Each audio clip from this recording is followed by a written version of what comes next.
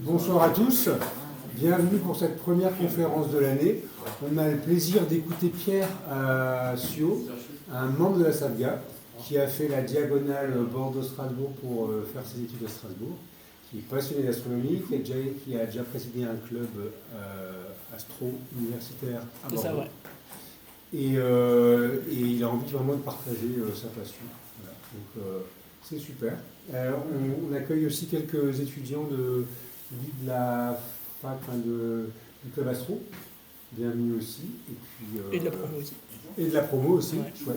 Et puis il y a quelques personnes aussi en ligne, alors bonsoir à tous et puis bonne conférence. Voilà. Je vois là, ouais, il y a 18 personnes en ligne en ce moment. Apparemment. Ouais, mais en fait je vais éteindre la main.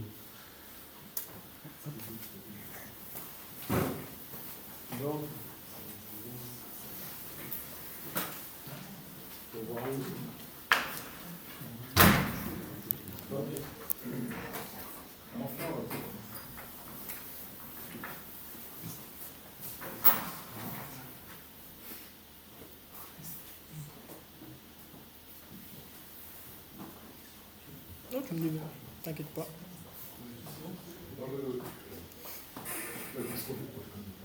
Qu'est-ce qu'il a fait là, comme tour, Ah ouais, mais je pensais que Vincent était encore là. Mais en fait, il a changé de place. Voilà, c'est pour ça.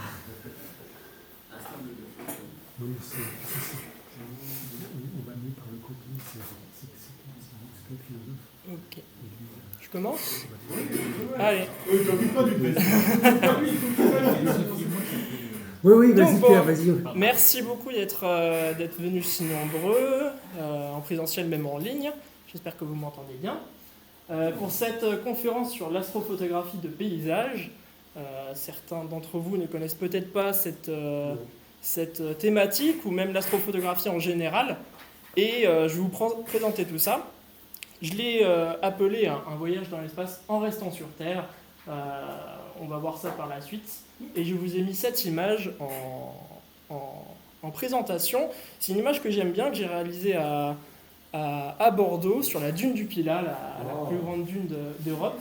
Et elle est assez spéciale parce que sur cette image, on voit plusieurs échelles de distance en fonction des objets que j'ai photographiés. Donc en premier, le plus proche, on peut bien sûr me voir au fond ici, en essayant de pointer le ciel. Et ensuite, on a trois autres objets que je vais décrire plus précisément par la suite. Et ces mystérieuses vagues colorées que l'on voit au-dessus de la mer. Ensuite, un objet ici qui est une comète, qui, dans notre système solaire, est beaucoup plus loin, la Voie lactée, qui est notre galaxie, qui ressort dans le fond. Donc, pour vous présenter un petit peu cette conférence, je vais d'abord vous expliquer ce que c'est que l'astrophoto. Et je la définis en une seule phrase, c'est tout simplement la discipline qui consiste à photographier les objets célestes. Et elle se décline finalement en plein de thématiques, mais j'en retiens trois principales. La première, c'est le système solaire, donc prendre en photo les planètes, la Lune, le Soleil, tout ce qui se trouve dans notre univers proche. En deuxième, c'est le ciel profond, c'est les objets qui sont assez peu lumineux dans le ciel, et où il faut accumuler beaucoup de lumière pour essayer de les observer. Ici, on a la nébuleuse d'Orion, M42. Et enfin, ce pourquoi on est ici, donc c'est l'astropaysage, il y a plusieurs noms, l'astrophoto de paysage. C'est la photo des paysages nocturnes ou des bâtiments qu'on va essayer de coupler avec un objet du ciel, ici la Voie lactée. Sur tous ces thèmes-là, le système solaire, c'est peut-être celui que je fais le moins. Et donc je me concentre plus sur le ciel profond et l'astropaysage. Et ces trois thèmes-là sont différents de par leur aspect, parce qu'on photographie des objets différents, mais aussi par les techniques.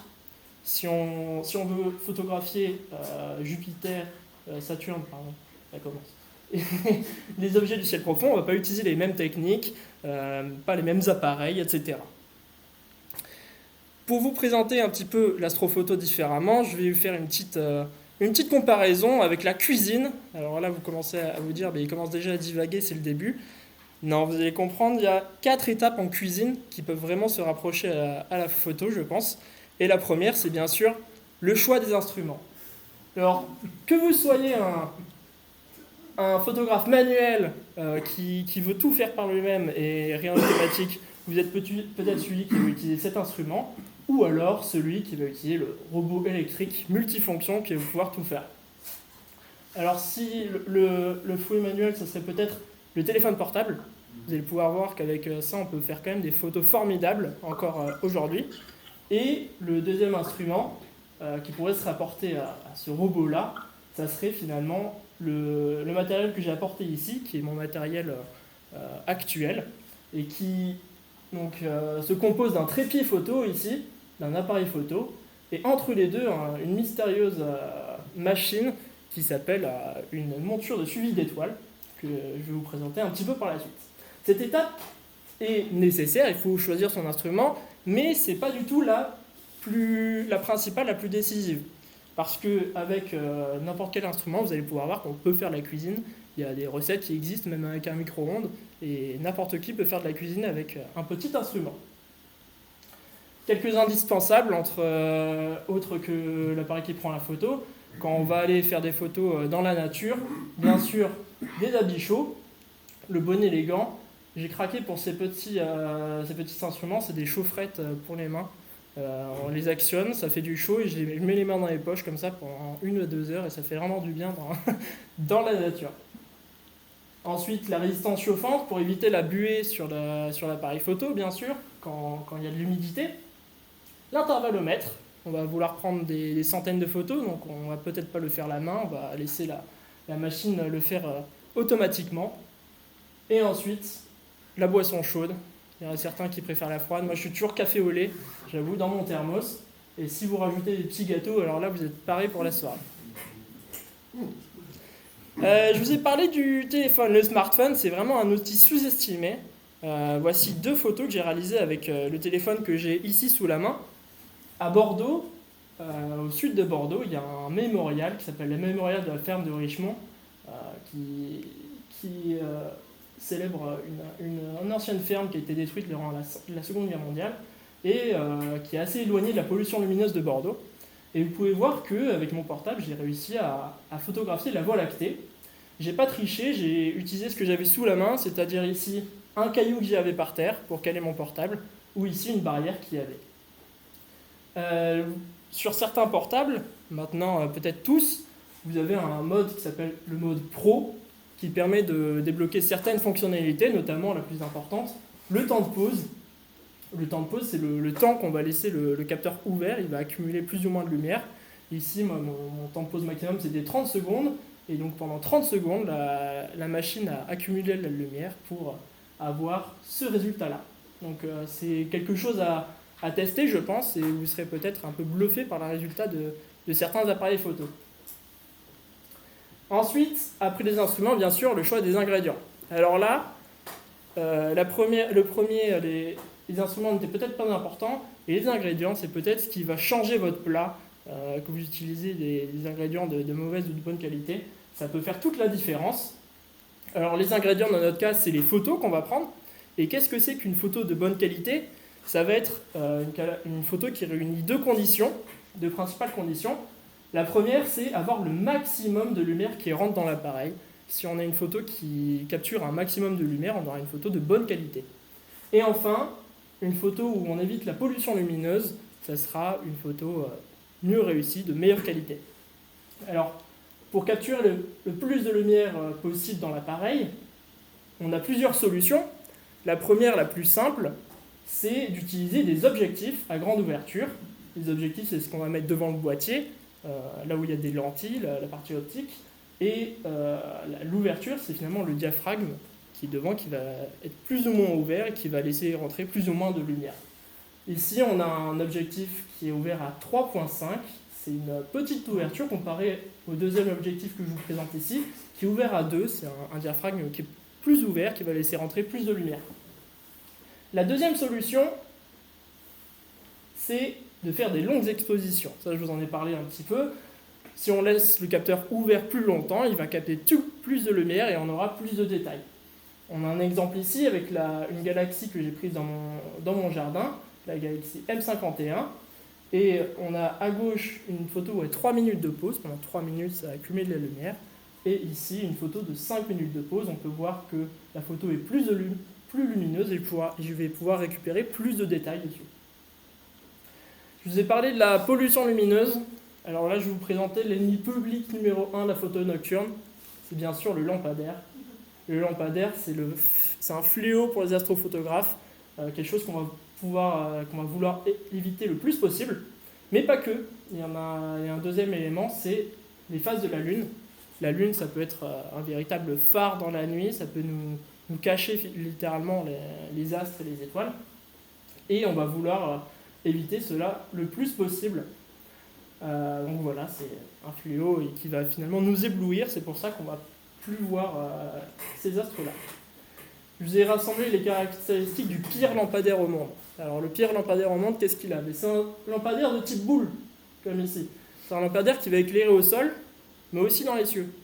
Alors il suffit d'un petit peu de nuages ou un petit peu d'humidité et toute cette lumière-là finalement va se voir dans le ciel. C'est aussi un lampadaire qui va rester allumé à 3h du matin, voire pourquoi pas toute la nuit. Et il est présent en ville, mais même aussi dans un petit village, il est présent partout. J'ai mis un bonus, c'est un éclairage LED, parce qu'aujourd'hui la plupart des lampadaires, l'éclairage public est au sodium, c'est un éclairage orangé, c'est un éclairage qu'on va pouvoir, avec des filtres, atténuer. Mais l'éclairage LED, ça n'est plus possible, et c'est impossible de filtrer cette lumière-là. Donc malheureusement, c'est des éclairages qui apparaissent de plus en plus et qui gênent de plus en plus les astrophotographes. Alors comment lutter contre ça? La solution 1, c'est de revoir la forme de l'éclairage public. On est en période d'élection municipale, alors si vous voulez voter pour un maire qui adopte les bons gestes, c'est à vous de choisir. Si jamais le maire pour lequel vous votez ne passe pas, j'ai une deuxième solution pour vous que je préfère, mais un petit peu plus radicale, c'est le lance-pierre. Alors là, franchement, c'est radical, vous visez le lampadaire, vous tirez, le lampadaire, on ne le voit plus. Bon, si vous ne voulez pas de problème avec la mairie, j'ai peut-être une troisième solution, c'est la fuite. De fuir les grandes villes et les lieux pollués. Je vous ai mis ici la carte de France de pollution lumineuse. Les endroits rouges et blancs sont les endroits les plus pollués par l'éclairage public, etc. Et je vous ai fait un petit zoom sur Strasbourg. Alors, vous pouvez voir que Strasbourg et les villes plus au sud sont assez lumineuses. On va essayer de s'en écarter. Certains vont dans les Vosges. Et on peut aussi viser l'Allemagne pour s'en écarter. Aussi, on va essayer de ne pas être dans un endroit lumineux, donc on ne va pas se mettre en plein Strasbourg, mais aussi selon l'objet qu'on va vouloir photographier, on va se placer stratégiquement. Si mon objet que je veux viser est au nord, je ne vais pas me mettre au sud de Strasbourg, parce qu'en visant au nord, j'aurai quand même la lumière. Moi, j'utilise cet outil-là qui est très pratique et qui a une carte mondiale de la pollution lumineuse. Voilà. La troisième partie, on a nos instruments, on a pris nos photos. Maintenant, il faut cuisiner un petit peu. Alors, pour cuisiner, tout le monde a un petit peu sa recette, sa technique. Mais s'il y a bien une technique qui reste la base pour tout astrophotographe, un petit peu comme la sauce béchamel peut être à la cuisine, utilisée partout, et bien en astrophoto, le stacking, c'est quelque chose qu'on entend parler très très souvent. Le stacking, qu'est-ce que c'est?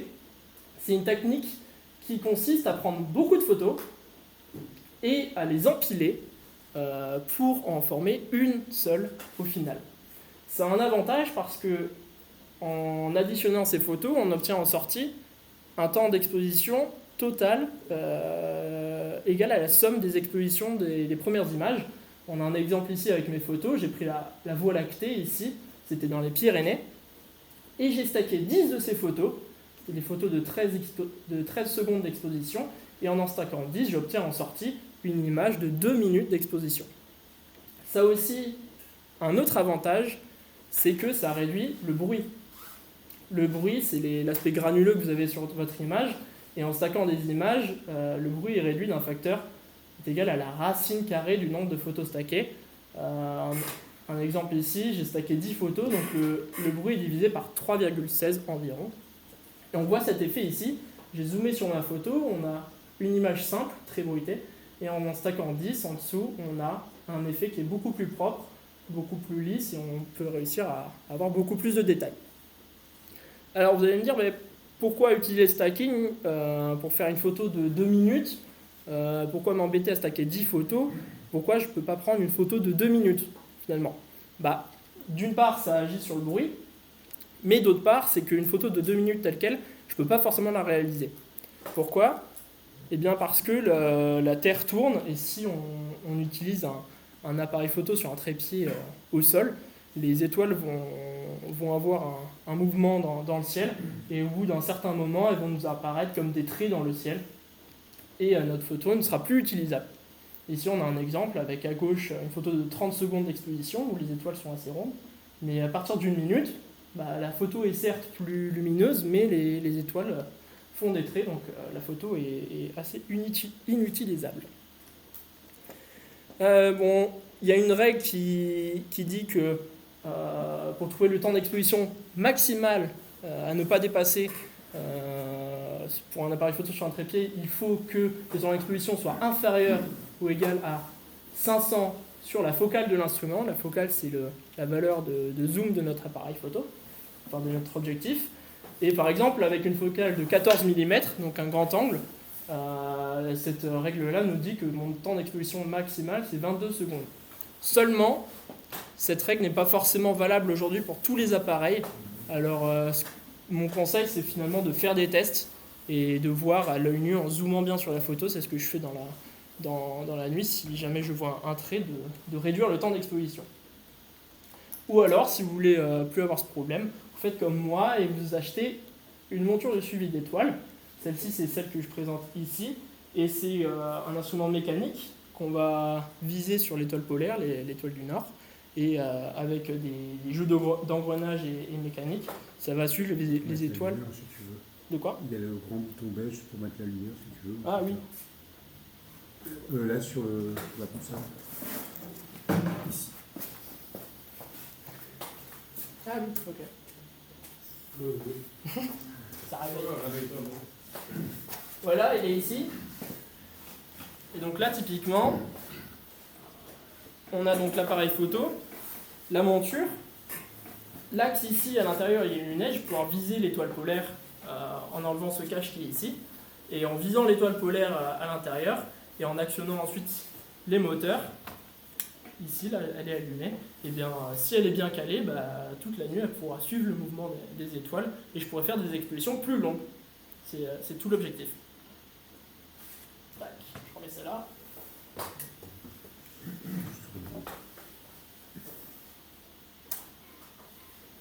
Vous pouvez vous rendormir.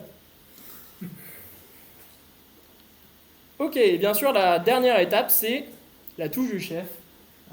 Vous avez fait votre cuisine, etc. Mais si jamais ça vous prend l'envie de tester des nouvelles techniques ou de modifier l'image à votre guise, je trouve que c'est une bonne chose. Ça permet un petit peu de vous différencier et de créer un petit peu une identité dans vos photos. Et c'est un petit peu pour ça que finalement peut-être que les grands chefs en cuisine ou les restaurants sont connus. Peut-être qu'on les connaît grâce à leur touche personnelle ou leur petit grain de sel qu'ils mettent dans leur plat. Mais bien sûr, il faut éviter de dénaturer le phénomène. Moi, dans mes photos, j'essaie par mes photos de présenter le phénomène et de faire peut-être découvrir un phénomène à quelqu'un. Typiquement, on va le voir après, les aurores boréales, c'est quelque chose que pas beaucoup de personnes n'ont vu. Et ça n'a pas de sens pour moi de dénaturer le phénomène alors que le phénomène est déjà beau en soi et c'est pour un objectif de le présenter. Il se suffit à lui-même. On arrive bientôt à la partie intéressante, finalement, les photos. Mais juste avant, vous montrer un petit peu qu'est-ce qu'on peut photographier au sol. Je les ai classés en trois types. Le premier, c'est le patrimoine architectural, les bâtiments historiques ou les bâtiments. Ici, on a un moulin qui s'appelle le moulin de Cussol en Gironde. Le patrimoine naturel, je vous ai déjà présenté cette photo avec la dune du Pilat.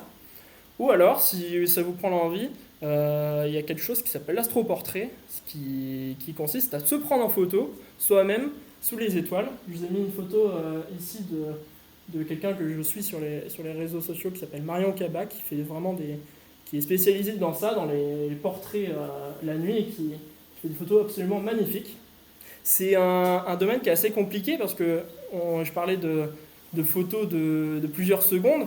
Alors ça signifie qu'il faut rester plusieurs secondes immobile, parfois dans le froid, en pleine montagne.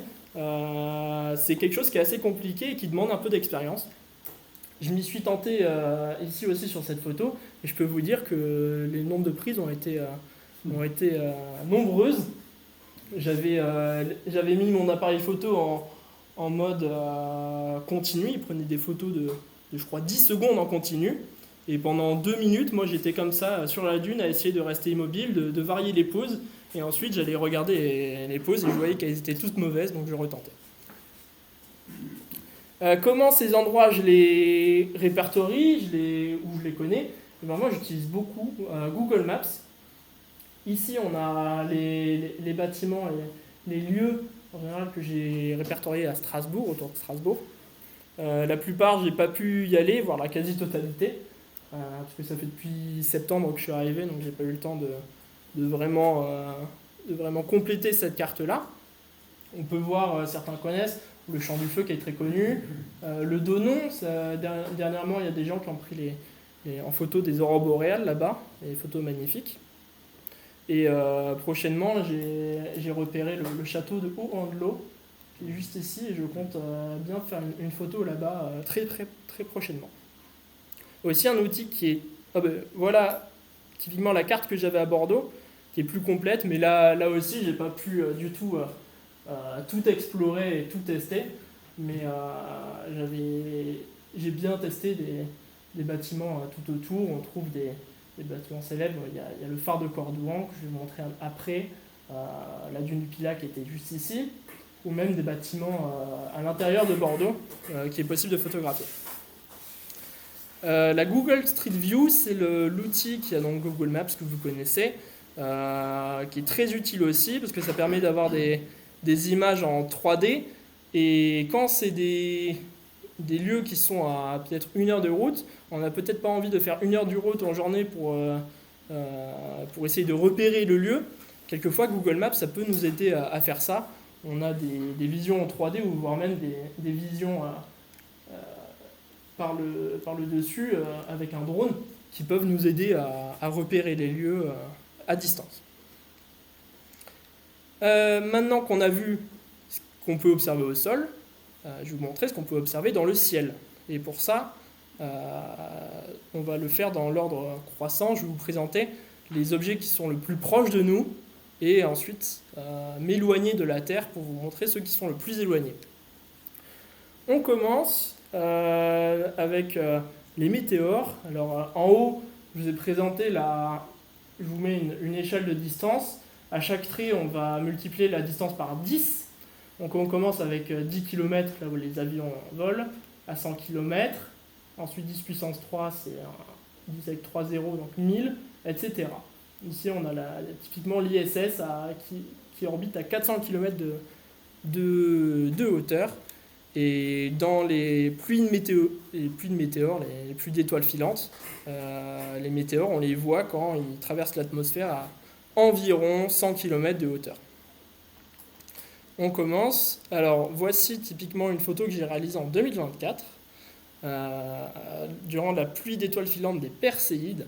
C'était en août, début août, et j'étais à ce moment-là au Portugal, en vacances avec mes parents, et donc au nord de Faro, en Algarve, c'est au sud du Portugal, il y a des montagnes, et la nuit j'ai marché un petit peu, il me semble 3 quarts d'heure pour essayer de trouver la configuration qui me plaisait, jusqu'à se trouver cette route, ce sentier qui descendait, et qui fait un peu une ligne directrice vers, vous le voyez dans le ciel, tous ces météores qui parsèment le ciel. Sur cette photo-là, bien sûr, je ne l'ai pas eu en une seule prise. J'ai utilisé une technique j'ai pris en photo en continu le ciel, et dès que j'ai repéré ensuite chez moi sur une photo qu'il y avait un météore, ben, j'ai sélectionné la photo et j'ai placé le météore à l'endroit où il était précisément dans le ciel. Sur chacune des photos, pour ceux que ça intéresse, ici il y a les détails de la photo. Typiquement, c'est une photo pour le ciel de 13 secondes d'exposition, où j'ai fait 2 tuiles, et là on a les logiciels que j'ai utilisés. Et ensuite, ici en bas, je vous montre les techniques que j'ai utilisées pour réaliser la photo. Donc la première, le stacking, vous le connaissez déjà, je vous l'ai présenté. Le panorama, c'est finalement un puzzle. Je vais prendre plusieurs images que je vais assembler pour, comme un puzzle, en créer une plus grande.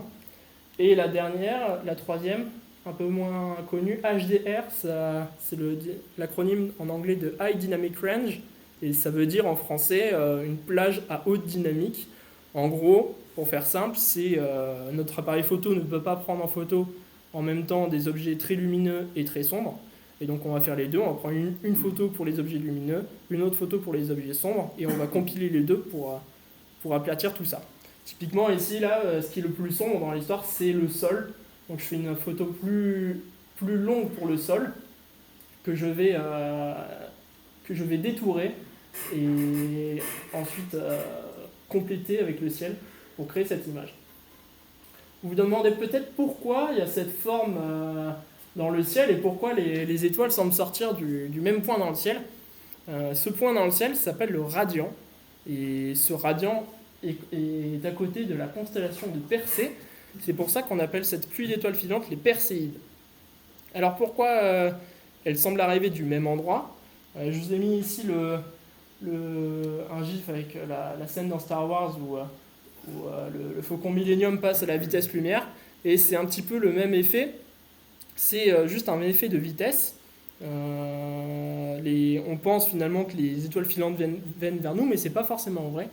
C'est la Terre, dans son mouvement autour du Soleil, qui va parfois passer dans des nuages de poussière et de météores, souvent le résultat du passage d'une comète. Et l'addition du mouvement de la Terre avec le mouvement des météores fait qu'on a l'impression qu'ils viennent d'un seul endroit dans le ciel.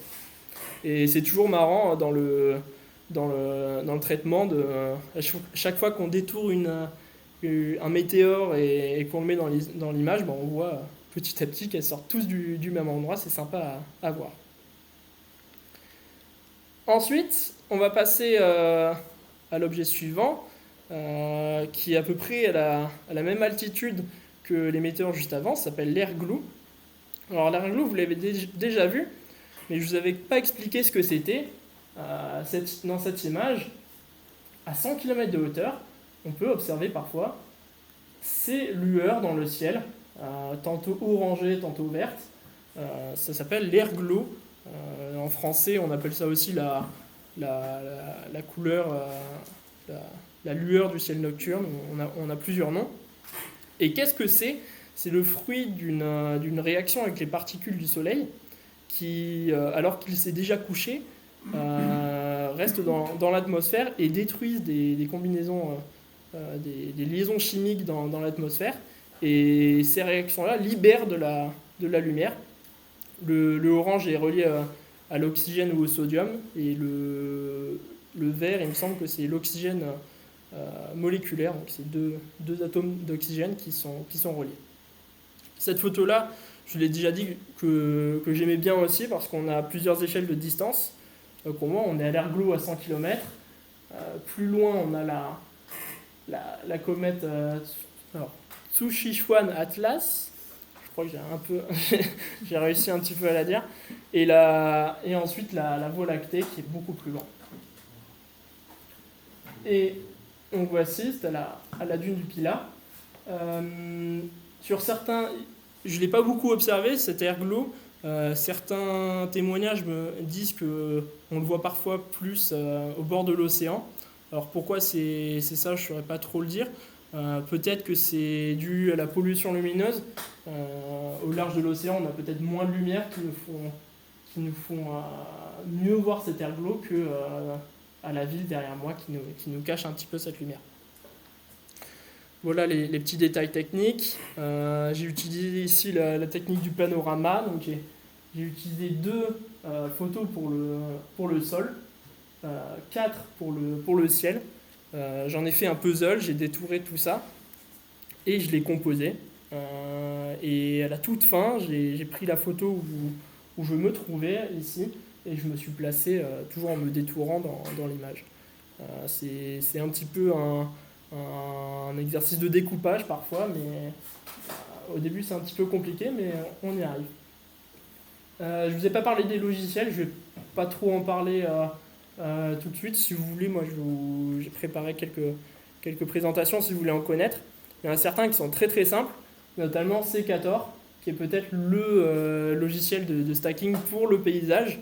C'est un logiciel qui va vous permettre de stacker donc les étoiles qui vont bouger au fur et à mesure, mais aussi le sol qui lui ne bouge pas. Et le logiciel, ce qu'il va faire, c'est qu'il va détourer lui-même le ciel du sol pour aligner tout ça lui-même et vous fournir en sortie une image stackée. Et... Je peux poser une question? Ouais. Tout à l'heure, tu parlais d'étoiles filantes, tu détourais. Oui. J'aurais pensé qu'en fait, un empilement par addition suffisait pour avoir l'ensemble des étoiles filantes. Oui. Mais alors, j'avais plusieurs problèmes pour faire ça. Je vais revenir. Tac. Alors, j'avoue que j'ai pas testé. Moi, j'ai opté pour cette solution-là parce que c'était la plus simple, mais peut-être que ça pourrait marcher en addition. Par addition, pas par moyenne. Ouais, parce que là, par moyenne, elles seraient parties, mais ce serait à tester. Okay. Mais après, moi, j'avais pas cette monture-là à ce moment-là. D'accord. Donc, au final, mes photos, si je les retraçais, il y en a une qui serait peut-être dans ce sens-là. Elles sont pas calées sur ce cadrage-là. Ouais. Ça aurait été plus compliqué. C'est aussi un problème, enfin un problème, c'est en fait un inconvénient technique, c'est d'avoir un entraînement équatorial et donc tu as un paysage qui bouge, à un certain moment il faut refaire une photo Oui. avec un paysage qui bouge pas. Ouais. Faut essayer toujours de faire ça, mais je pense que c'est plus simple. Oui, mais il y a des zones où il y a eu un peu de ciel et un peu de... Mais ça serait plus simple avec la monture équatoriale, je pense. Ouais, je pense quand même. L'équatorial, c'est pas mal. Parce que finalement, dans cette photo, ce qui me prend le plus de temps, c'est le ciel.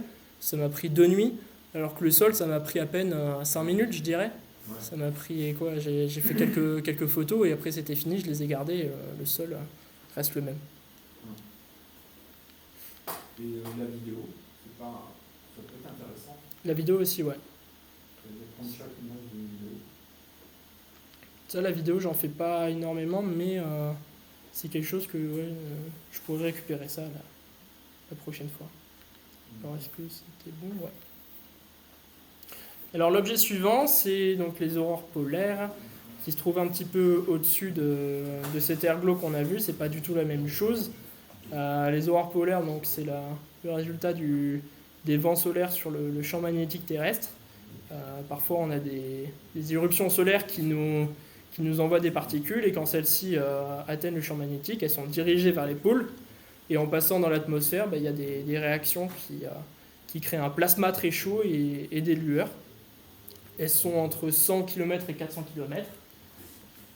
Et vous connaissez sûrement ce bâtiment-là, à Strasbourg, le Parlement européen. Alors ça, c'était il y a 2 mois, il me semble. Des aurores boréales qui étaient un peu tardives.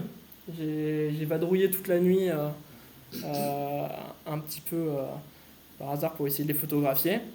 Et c'est au moment où je rentre chez moi, il devait être 3h du matin. Je me prépare à me coucher, je regarde un petit peu les réseaux, etc. Et je vois quelqu'un qui à l'instant publie une photo avec du lueur dans le ciel. Alors là, je me fais, mais c'est pas possible. J'ouvre ma fenêtre. Je prends une photo dans le ciel un peu au hasard, et il y a les lueurs rouges qui ressortent sur mon appareil photo. Alors là, pour le bas de combat, je prends toutes mes affaires, je redescends, je prends mon vélo avec mon matériel sur le dos, et je vais sur les rives de l'île, la rivière qui jouxte le Parlement européen. l'eau était très calme, et en prenant les photos, j'ai réussi à avoir les reflets quasi parfaits sur cette eau. Et donc c'était un rouge très vif qui se voyait un petit peu à l'œil nu, mais l'appareil photo bien sûr a réussi à avoir plus de lueur. Et que dire de plus Voilà, merci. Alors voilà, ouais, c'était à 3h15. 3h15 du mat, j'ai dû rentrer chez moi à 4h et le lendemain j'avais cours à 8 ou 10h je crois. Et voilà. Alors plus tard dans la soirée, il y avait où il me semble que c'était le lendemain, il y avait aussi des chances d'aurore boréale. Et j'étais allé à la Petite France, parce que je voulais prendre en photo les ponts... alors comment ça s'appelle ? Les ponts. Ouais, les ponts couverts, merci. Les ponts couverts, mais finalement il n'y a rien eu cette nuit-là, donc c'est une idée que je garde quand même dans la tête. Et c'est une simple photo, celle-ci. J'ai pas eu besoin d'utiliser aucune technique, c'est une photo de 2 secondes et demie. Alors pour les aurores boréales, la difficulté c'est il faut pas aller trop loin dans l'exposition, parce que les lueurs, les piliers bougent extrêmement vite. C'est un truc qui, sur une photo à l'autre, bouge hyper vite et qu'on ne peut pas forcément contrôler. Et 2,5 secondes, c'est un bon compromis entre laisser rentrer assez de lumière dans l'appareil, mais aussi ne pas avoir ce flou de mouvement des piliers.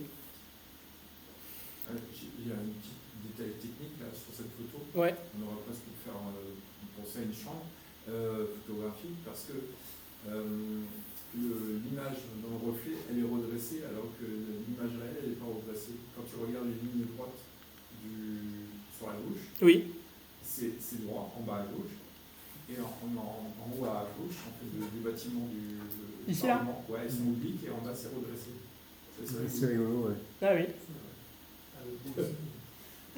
C'est fou, hein. Je comprends pas pourquoi. Et non, et après ça c'est peut-être c'est peut-être les contours aussi de l'objectif qui font qu'il y a une déformation sur les grands angles sur le contour. Ça c'est 14 mm.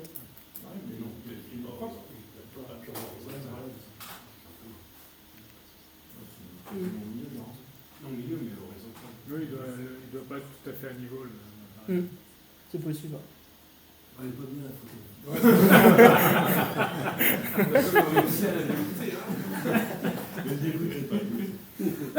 Non, elle est superbe. Non, elle est très belle. Et ensuite, j'en ai... Juste une question, c'est un spot que tu avais déjà repéré, enfin, alors pour, tu avais pensé ou ça s'est fait comme ça? Ça s'est fait comme ça. Non, mais c'est... Parce qu'avant, tu parlais de... Ouais, ben justement... Tu avais déjà prospecté comme c'est pas du coin, quoi. Ouais, mais celui-là, ça n'en était pas forcément un. Je crois même que c'est au moment où j'ai eu les lueurs dans le ciel, je suis descendu. Et sur mon vélo, je me suis dit, ben, je vais où?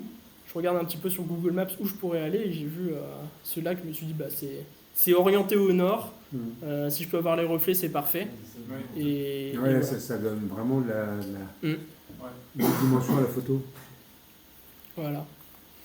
Et j'ai fait une autre sélection d'une deuxième photo. Ah non, pardon, pas maintenant. Petit point un petit peu pour ceux qui se demandent pourquoi on ne voit pas les mêmes aurores que dans le cercle polaire, c'est-à-dire les photos, vous êtes habitués à beaucoup de vert, celles qu'on voit au nord. C'est une raison très simple, c'est parce que la Terre est ronde, et oui, je vous promets. Et les aurores polaires qui sont situées autour du pôle Nord, on a les lueurs vertes qui sont sur les altitudes basses, et on a le rouge en fait finalement qui est beaucoup plus haut. Et quand celles-ci sont au nord de nous, le vert ne peut pas être aperçu à cause de l'horizon. Ici, je vous ai mis le point de vue de cet homme-là qui est au bout de la flèche ici. S'il regarde avec ses pieds. Ah, Alors s'il regarde avec ses yeux, c'est... S'il regarde avec ses yeux, c'est vrai que... S'il regarde avec ses yeux, il pourrait. Ouais. Mais il faut trouver encore faut trouver la personne. Et donc, il voir que ça. Comment les prédire? On parle de l'indice, un indice qui s'appelle l'indice KP, de 0 à 9. Il va indiquer les perturbations du champ magnétique terrestre. Le KP égale 9, c'est une très grosse perturbation. On l'a eu notamment en mai 2024. Et encore il y a peu, on a eu un KP égal à 8. C'est un indice qui est bien à regarder, mais c'est pas souvent le plus fiable. Parce qu'il y a plein d'autres paramètres à prendre en compte que je maîtrise pas du tout même, qu'on peut apercevoir sur le côté. On a la vitesse du vent solaire, si ce vent est dense ou non. Aussi l'orientation du champ magnétique ouais, c'est ça, l'indice BZ des particules qui arrivent. Et typiquement le champ magnétique incident des particules, le BZ justement, il va influer sur les aurores boréales, puisque s'il est dans le même sens que le champ magnétique terrestre, eh bien, il ne va pas forcément se passer beaucoup de choses, elles vont passer un petit peu au travers, alors que si elles sont dans l'autre sens, un BZ négatif, eh bien, en arrivant sur le champ magnétique terrestre, elles sont dans l'autre sens, ce champ-là va être brisé finalement, et c'est ces cassures-là qui vont amener les particules et tout le beau monde dans les pôles. Est-ce que, hasard, avec la dernière perturbation qu'on a eue, Ouais. tu as pu relever tous ces paramètres? Non. Enfin, je les ai regardés, mais je ne les ai pas enregistrés. Vu que c'était hyper rapide et que tout le monde voyait ça le lendemain, ouais. que finalement ça s'est passé la veille. Oui. Il me semble, alors je ne serais pas sûr, mais il me semble que le lendemain, justement, c'est le BZ qui était un peu positif. D'accord. Et donc, ouais. Mais la vitesse, elle était plus rapide, quoi. Ah oui, la vitesse c'était très rapide et très dense, ouais. Et ça, ils arrivent à le prévoir quand ça sort du soleil? Parce que finalement, là, c'était 25 heures. Quand ça sort, non. Jours, ouais. Quand ça sort, non, mais en fait, ça, c'est des mesures.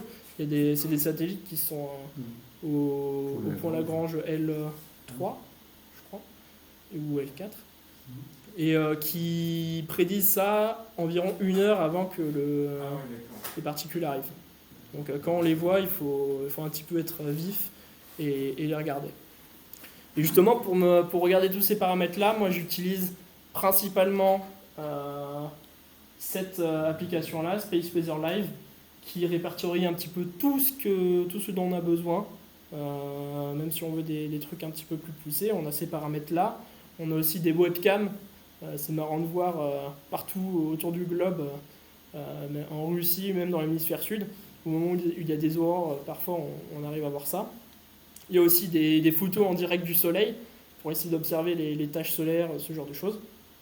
Et il y en a 2 autres que j'utilise qui sont très grand public et qui sont cool. La première, c'est Aurora Alerts. Celle-ci, c'est une qui va fonctionner en arrière-plan. Et quand vous activez les notifications, dès qu'il y a, en fonction de votre localisation, des paramètres qui augmentent, ça va vous envoyer une petite notification. Tiens, regardez au nord si jamais. Il y a peut-être des chances de voir des aurores. Et la troisième, celle-ci, My Aurora Forecast, il y a une option qui est marrante dedans, c'est que ça inclut une carte du monde où chaque utilisateur peut indiquer sa position s'il voit une aurore boréale. C'est pas une localisation très précise, mais quand on entre dans cette carte-là, on voit tous les petits points rouges des gens qui voient les aurores. Et si vous avez un point rouge qui est à côté de vous, c'est que sûrement vous avez des chances d'en voir. Et donc voilà, moi, à chaque fois que j'en ai vu, j'ai pas hésité à mettre mon petit point. Et c'est marrant à faire. Alors, prochaine photo, je pense. Voilà. Alors, celle-ci, c'était simplement les plus grosses aurores qu'on a eues. Enfin, que j'ai eues, en tout cas, personnellement. C'est les aurores de mai 2024. Alors là, j'ai eu une nuit parfaite sur tous les plans, sur tous les points différents. J'étais en Corrèze avec des clubs d'astro de Bordeaux. On avait bougé pour le week-end de l'année, week-end de l'Ascension. Et on était en Corrèze dans ce gîte-là qu'on aperçoit en arrière-plan. Et le soir où on comptait commencer nos observations, on était tous avec nos télescopes. J'étais avec mon PC sur la chaise à côté de mon télescope en essayant de régler tous les paramètres pour commencer une observation toute la nuit. Et ça devait être, après que le soleil soit couché, la nuit commençait doucement à tomber. Il y a un membre du groupe qui, à côté de moi, dit « Tiens, regardez au nord, il n'y a pas des petites lueurs roses ?» Alors là, moi, je sais pas trop, mais on regarde un petit peu et on n'arrive pas à voir grand-chose. On sort nos téléphones portables, on prend une photo au nord, alors là, sur l'écran de l'appareil de notre portable, du rose qui ressort et les aurores qui étaient bien présentes. La nuit n'était même pas vraiment tombée, elles étaient magnifiques. Et alors là, toute la soirée et toute la nuit, elles ont continué. On a eu des piliers de rose visibles à l'œil nu, absolument magnifiques. Même la couleur rose, rouge ressortait. Alors pas sur tout le ciel, hein, bien sûr, ça c'est l'appareil photo qui a permis ça. Mais à l'œil nu, on voyait les mouvements des piliers, et c'était vraiment absolument magnifique. Je parlais de nuit parfaite, on n'a eu aucun nuage. On était dans une région où la première grande ville, elle était à des kilomètres, donc aucune pollution lumineuse. La lune, on ne l'a pas vue de toute la nuit. Alors là, c'était le bonheur pour tous, on était tous présents. Et alors qu'ici, il y avait toute l'excitation des aurores, j'ai choisi de prendre mon matériel, mon trépied et mon appareil photo, de faire le tour du lac. Allez savoir, j'ai fait le chemin difficile ici, il y avait des hautes herbes, des ronces, mais j'y suis arrivé. Et alors là, j'ai fait cette photo-là, qui est un panorama finalement, je l'ai appelé le rideau flamboyant. C'était à 23h40, au plus fort des aurores. Et c'est une photo, donc c'est un panorama finalement, de 14 photos. Alors je les ai assemblées les unes aux autres, ça prend un petit peu de temps, mais tout ça est bien ressorti. Et donc voilà, moi pour les panoramas, j'utilise le logiciel Autopano qui est très complet. Si vous voulez, j'en ai un autre aussi qui s'appelle Image Composite Editor qui est aussi très simple d'utilisation. Si vous voulez, je vous le présenterai après. Et donc voici pour cette photo. Et encore aujourd'hui, c'est les plus grosses aurores et les plus belles aurores que j'ai vues. Et aussi mes premières, donc c'était une très très bonne expérience. Ouais. Do you speak English? Yeah. How proficient do you need to be in Photoshop Oh. to produce this? Because you talk of Photoshop, but Yeah. not so much. Yeah, Photoshop is actually a software to Enhance. yeah. No, I know, but how much do you need to know how to use to make the photo this good? Oh, I don't know. I'm not very professional about Photoshop, Okay. but I use simple tools Okay. like just some basic tools about transforming the light, the contrasts. Well, and And- saturation. Yeah, and the saturations, actually, I didn't boost it. Oh no. Actually, I decreased it. Okay. The saturation of the aura are so high What that do you use? Which Photoshop do you use? the version. What? Yeah. What name? Because there's many different. In Photoshop there is Caméra raw. Camera Raw. Okay. Yeah, and it's the same thing as Lightroom. Okay. It's the Yes. same You functionality. just need the camera raw. Yeah, And it's enough.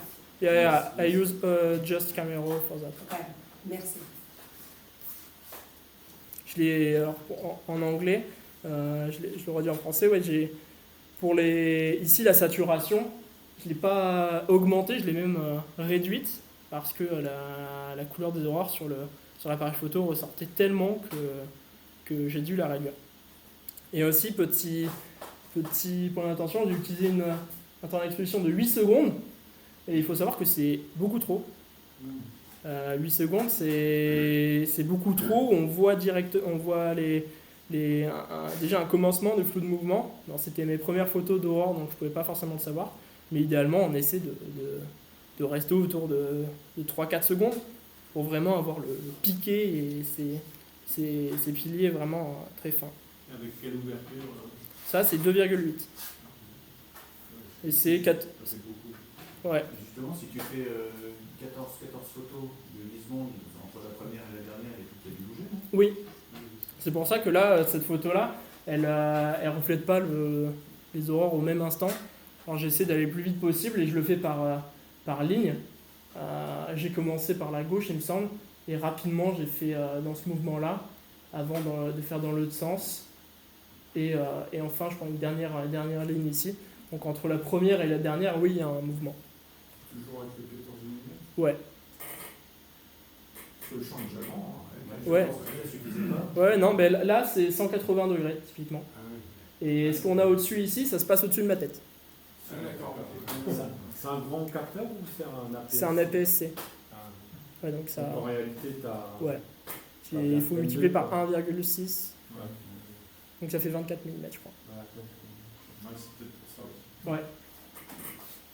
Et aussi, cette photo est cool parce que le sol, ici, prend vraiment une teinte rosée. On avait des fleurs au sol qui étaient jaunes, des boutons d'or et qui ressortent roses sur la photo. Et ma peau également ici est très rosée.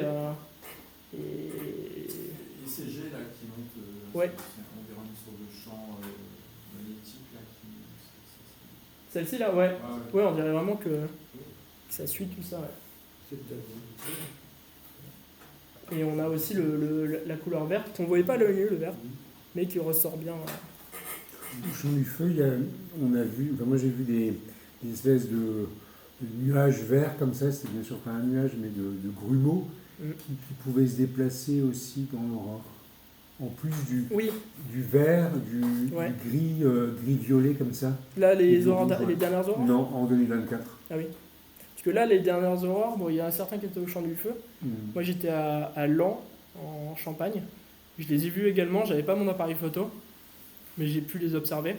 Et quand je vous dis que les aurores bougent très vite, Ouais, ces nuages verts là, j'en ai eu un au-dessus de ma tête, et en l'espace de 3 secondes, il est arrivé par la gauche, une lueur vraiment très vive, et 2 secondes plus tard, il était sur ma droite et il a disparu. C'est très vif, mais quand on voit ça, c'est magnifique. Dans les années 2000, alors je ne me souviens plus de quelle époque, peut-être 2003. 2003. Mm. Alors, juste pour dire, on était dans le début de l'imagerie CCD. Et donc on avait un combi et on avait mis en fait le télescope dehors et en fait il faisait moins 10 dehors. D'accord. Donc on était à l'intérieur. Je sors par les toilettes et je dis tiens, il y a encore un maire qui a décidé d'allumer en fait un clocher de village. Donc je voyais un filet comme ça. Et puis 2 heures plus tard, on ressort et en fait c'était des aurores boréales.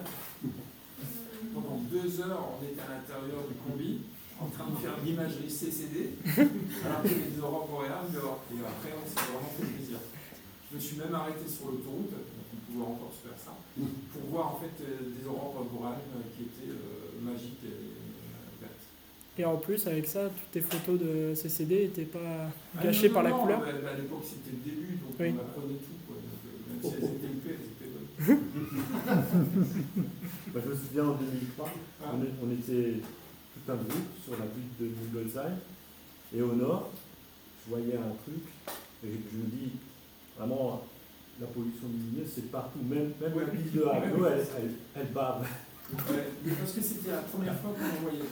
Et bah, il nous a fallu un bon quart d'heure pour réaliser ce qui se passait. Généralement, ça commençait par un nuage gris. Parce que quand j'étais en Finlande, ça commence par un petit nuage gris. Ouais. Et qui tout d'un coup devient de plus en plus vert, et ensuite commence à faire un crochet, il part à droite, il revient à gauche, il tombe en pluie, il remonte.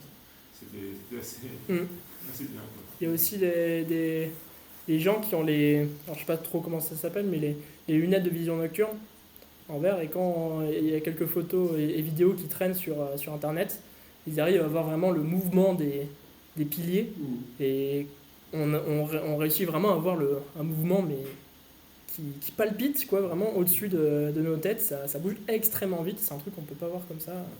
à l'œil nu. Voilà. Je passe à la suite. On va aller plus loin avec la Lune. Faut savoir, d'ailleurs, j'étais un peu curieux de savoir en combien de temps Tintin et Milou sont allés sur la Lune. Et Hergé les a fait arriver en 4 heures sur la Lune. À savoir que les missions Apollo, ils ont mis 4 jours. Et donc, mine de rien, cette fusée est quand même assez performante. Hein. Et Ils on ont va... fait un arrêt à cause de la devise. Hein. Eh oui, c'est vrai. Et on va y retourner là très bientôt. Donc, voilà, alors la Lune, comment l'inclure dans le paysage? Eh bien, tout simplement quand elle frôle l'horizon. Ici, c'est à Bordeaux, un monument très célèbre à Bordeaux, qui est le monument aux Girondins sur la place des Quinconces. Et j'ai passé plusieurs semaines à essayer de rechercher le spot parfait où je pourrais prendre en photo la Lune qui passe derrière le bâtiment. Et j'ai réussi à trouver l'emplacement et j'ai attendu ce jour-là que la Lune se lève au-dessus du monument pour la prendre en photo. C'était un moment assez bref. Et avec quoi j'ai photographié ça? Tout simplement mon télescope, placé dans la rue, comme ça, qui pointait vers l'horizon. Et j'ai attendu que la Lune pointe le bout de son nez pour la prendre en photo. Alors avec ça dans la rue, les passants à côté s'arrêtaient. Il y avait les voitures qui arrivaient en face. Et il y en a certains qui se sont arrêtés pour me demander pourquoi vous flashez les voitures. Donc c'est sûr que comme ça, on voit ça dans la rue, on se dit c'est un radar, mais pas du tout. Juste avec mon père, à ce moment-là, on a rigolé. Et c'était c'est une couverture de survie qui n'a pas trop d'intérêt, je pense, aujourd'hui. Mais finalement, ça fait joli, donc je la lève. Satellite. Ouais, ça fait un peu satellite, ouais. Et du coup, tu vas faire la mise au point sur la Lune et sur la statue en même temps? Oui, parce que les deux sont très loin. J'explique ça juste là.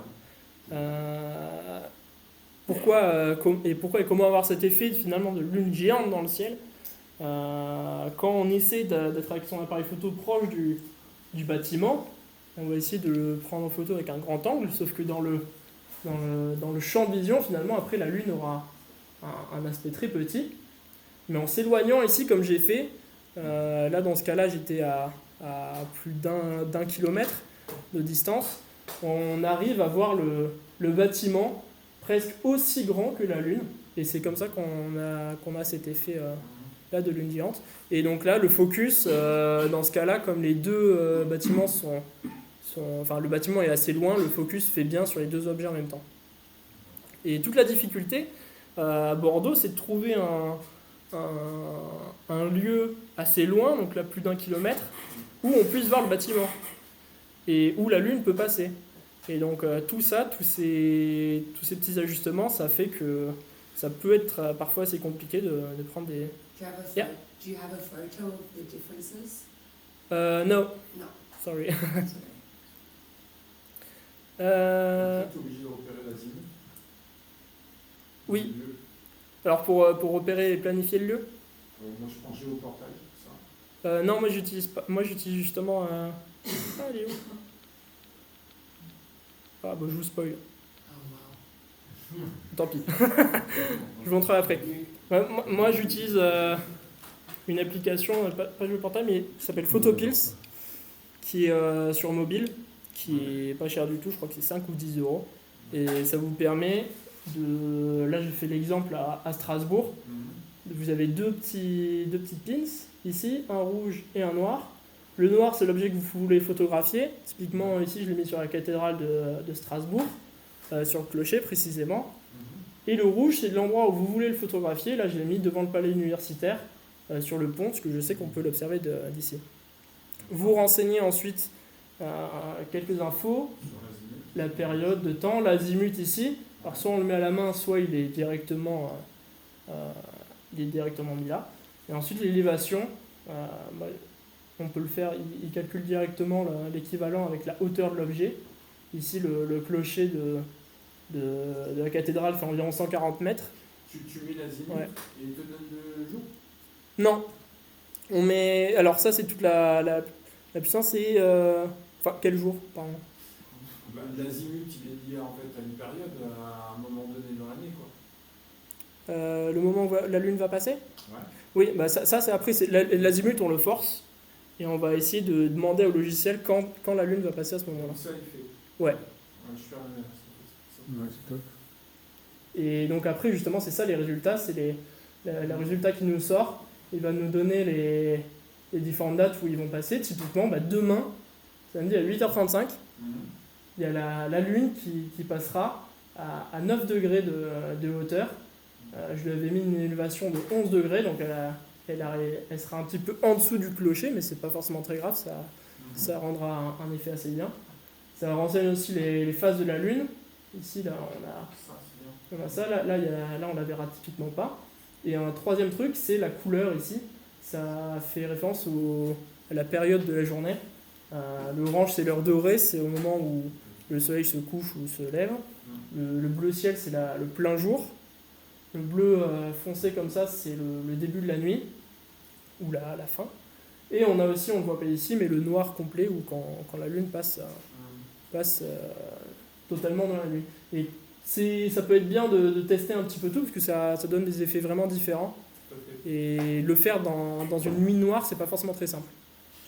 Il y a des très beaux paysages à 6h du matin Ouais. qui sont exceptionnels, Ouais. notamment le quartier des Deux Rives. Donc je fais un peu la même chose, mais avec moyen format, ça me fait plaisir. C'est valable pour le soleil aussi. C'est valable pour le soleil, ouais. Il fait la Lune et le soleil. Planète, il fait pas par contre, je crois. Après, peut-être qu'il fait planète, mais j'avoue que je l'utilise pas pour ça. Voilà, je vais revenir en arrière. Non ? Tac. Ça, c'est un autre monument à Bordeaux, la grosse cloche, qui est pareil assez compliqué à photographier puisqu'on la voit pas de partout. Et j'ai dû me placer de l'autre côté de la Garonne, à la rive droite, on appelle ça à Bordeaux. J'étais à plusieurs kilomètres, je crois 2 ou 3 kilomètres.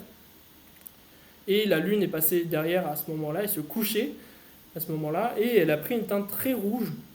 On pourrait penser carrément à une éclipse, mais ça n'en est pas une. Alors pourquoi on la voyait rouge comme ça ? Bon, il y a l'effet vraiment naturel où la lumière passe dans une plus grosse couche d'atmosphère, et donc les rayons bleus et la lumière bleue est diffusée. Et aussi, à ce moment-là, il y avait des feux de forêt au Canada, et les poussières de ces feux sont arrivées jusqu'en Europe. Et au bout de l'horizon, ça fait un autre effet physique qui rend la lumière encore plus jaune et orangée. Et ça donnait cet effet-là. Elle n'était pas aussi lumineuse que ça dans le ciel. Donc pareil, j'ai dû utiliser la technique de l'HDR. J'ai pris la photo du paysage et ensuite j'ai complété avec la lune que j'ai un petit peu rehaussée pour la faire ressortir. Et donc voilà. Et sachant que celle-ci, je m'y suis pris à 3 fois. Première fois, j'y suis allé, c'est 1h30 de chez moi et de chez mes parents. Et première fois, j'y suis allé, il y avait des nuages. Seconde fois, j'y suis allé, je crois que c'était la même chose. Et troisième fois, j'y suis allé, là c'était la bonne. C'est sur un pont qui passe au-dessus d'un chemin de fer et où on réussit à la voir. Je crois que j'ai repéré cet endroit pareil avec Google Maps et la Street View, donc j'ai pas eu besoin de faire 1h30 et regarder partout pour chercher. Et donc voilà. Et on peut remarquer aussi, j'ai utilisé mon télescope pareil, les lumières ici des lampadaires, on a la forme caractéristique qu'on a sur les étoiles, les aigrettes, et qui ici apparaissent sur les lampadaires. Donc ça donne aussi un effet sympa. Voilà. Et un autre bâtiment pareil dans la région bordelaise, au nord de l'estuaire, il y a le phare de Cordouan. C'est le plus vieux phare encore en actualité, encore en état de marche, on va dire, en France.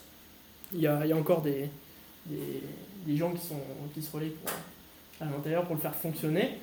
Et j'ai réussi à voir la lune qui se couche derrière le phare. Et j'ai fait donc cette photo-là. C'est une... merci. C'est une composition de la position de la lune à plusieurs moments. Et ça donne cet effet-là. J'ai opté pour cet effet-là avec une multitude de lunes pour deux raisons. D'une part, ça rendait bien. Mais d'autre part, c'est que le phare était très compliqué à prendre en photo. Absolument très très compliqué parce qu'il y a le phare ici qui nous gêne. On ne peut pas prendre des photos de 10 secondes parce que la photo est complètement cramée.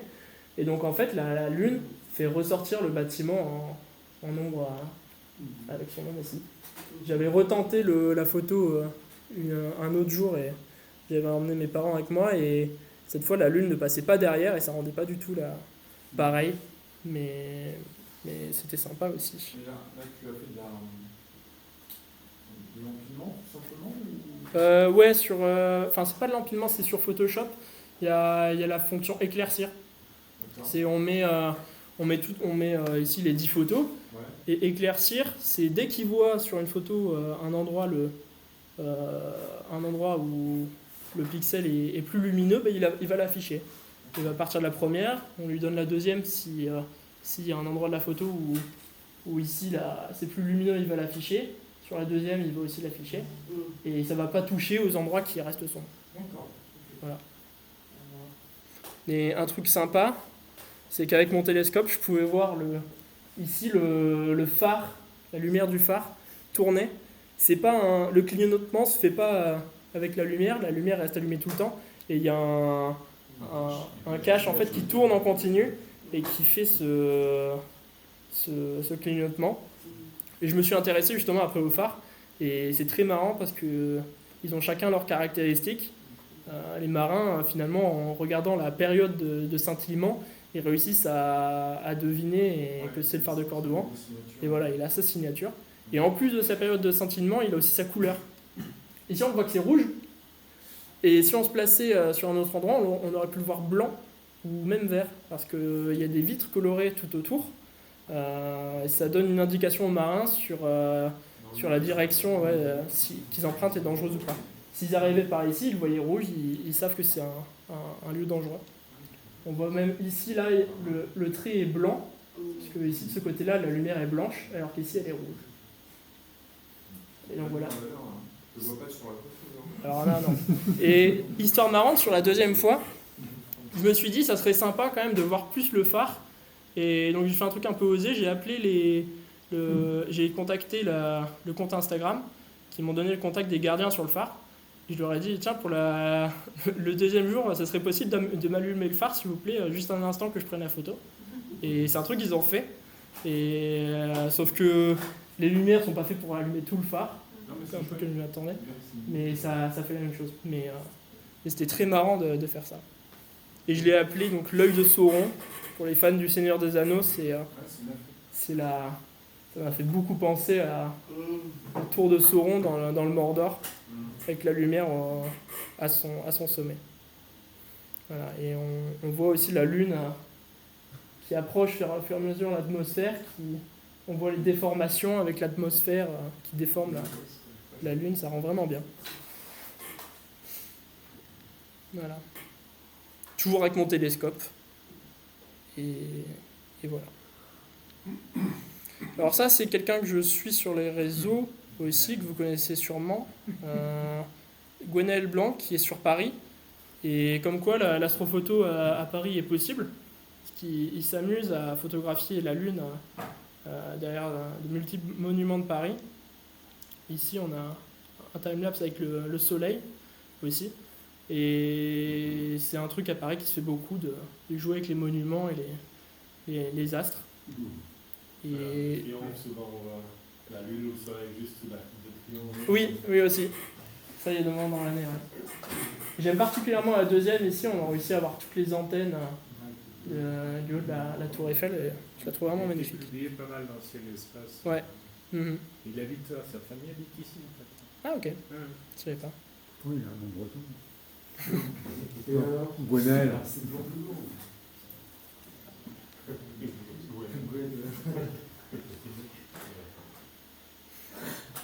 Alors la suite.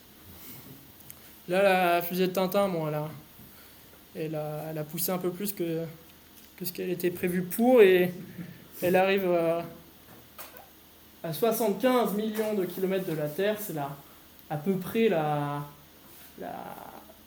le milieu, à mi-chemin entre la Terre et le Soleil. Et à ce moment-là, on n'utilise plus les kilomètres, c'est une mesure qui est beaucoup trop grande. On utilise l'unité astronomique. L'unité astronomique, c'est la distance Terre-Lune, Terre-Soleil. Et les comètes, donc les corps de glace qui orbitent autour du Soleil, passent à parfois environ une demi-unité astronomique de nous. Et on peut réussir à les voir, notamment la dernière qui a fait beaucoup de bruit. C'est la comète, j'en ai parlé avant, la Tsushichuan Atlas. Voilà. Et c'est encore un alignement que j'ai essayé de faire. Comme elle apparaissait, on pouvait la voir quand elle était sur l'horizon. J'en ai profité pour aller sur l'estuaire de la Gironde et capturer les carlets, donc ces cabanes de pêche. Et il y a une ancienne écluse que j'avais repérée et qui était orientée pile vers l'ouest, à l'endroit où il y a la comète qui s'en allait. Ça fait un petit peu comme si les carlets allaient pêcher la comète. Et voilà. J'étais aussi avec mon père à ce moment-là, et elle était visible à œil nu. Et voilà, donc les carlets il me semble que certains sont encore utilisés. On met des appâts dans l'eau, on plonge le filet, et quand il y a les poissons, on remonte le filet brusquement pour attraper les poissons. Et ça a été sûrement ma photo la plus compliquée à traiter, parce que j'ai utilisé non pas mon objectif de 14 mm grand angle, mais j'ai utilisé un 135 mm, et j'ai fait un panorama de 17 tuiles. Donc là, il y a 17 photos côte à côte. Pour le ciel, j'ai utilisé des expositions de 2 secondes, parce qu'au-delà, j'avais le mouvement des étoiles. Donc j'ai utilisé le stacking pour essayer de faire ressortir ça. Pour le sol, j'ai été un peu plus permissif, 6 secondes. Et à marée basse, l'eau ressortait très très très bien. On a ici toute la vase, beaucoup de détails.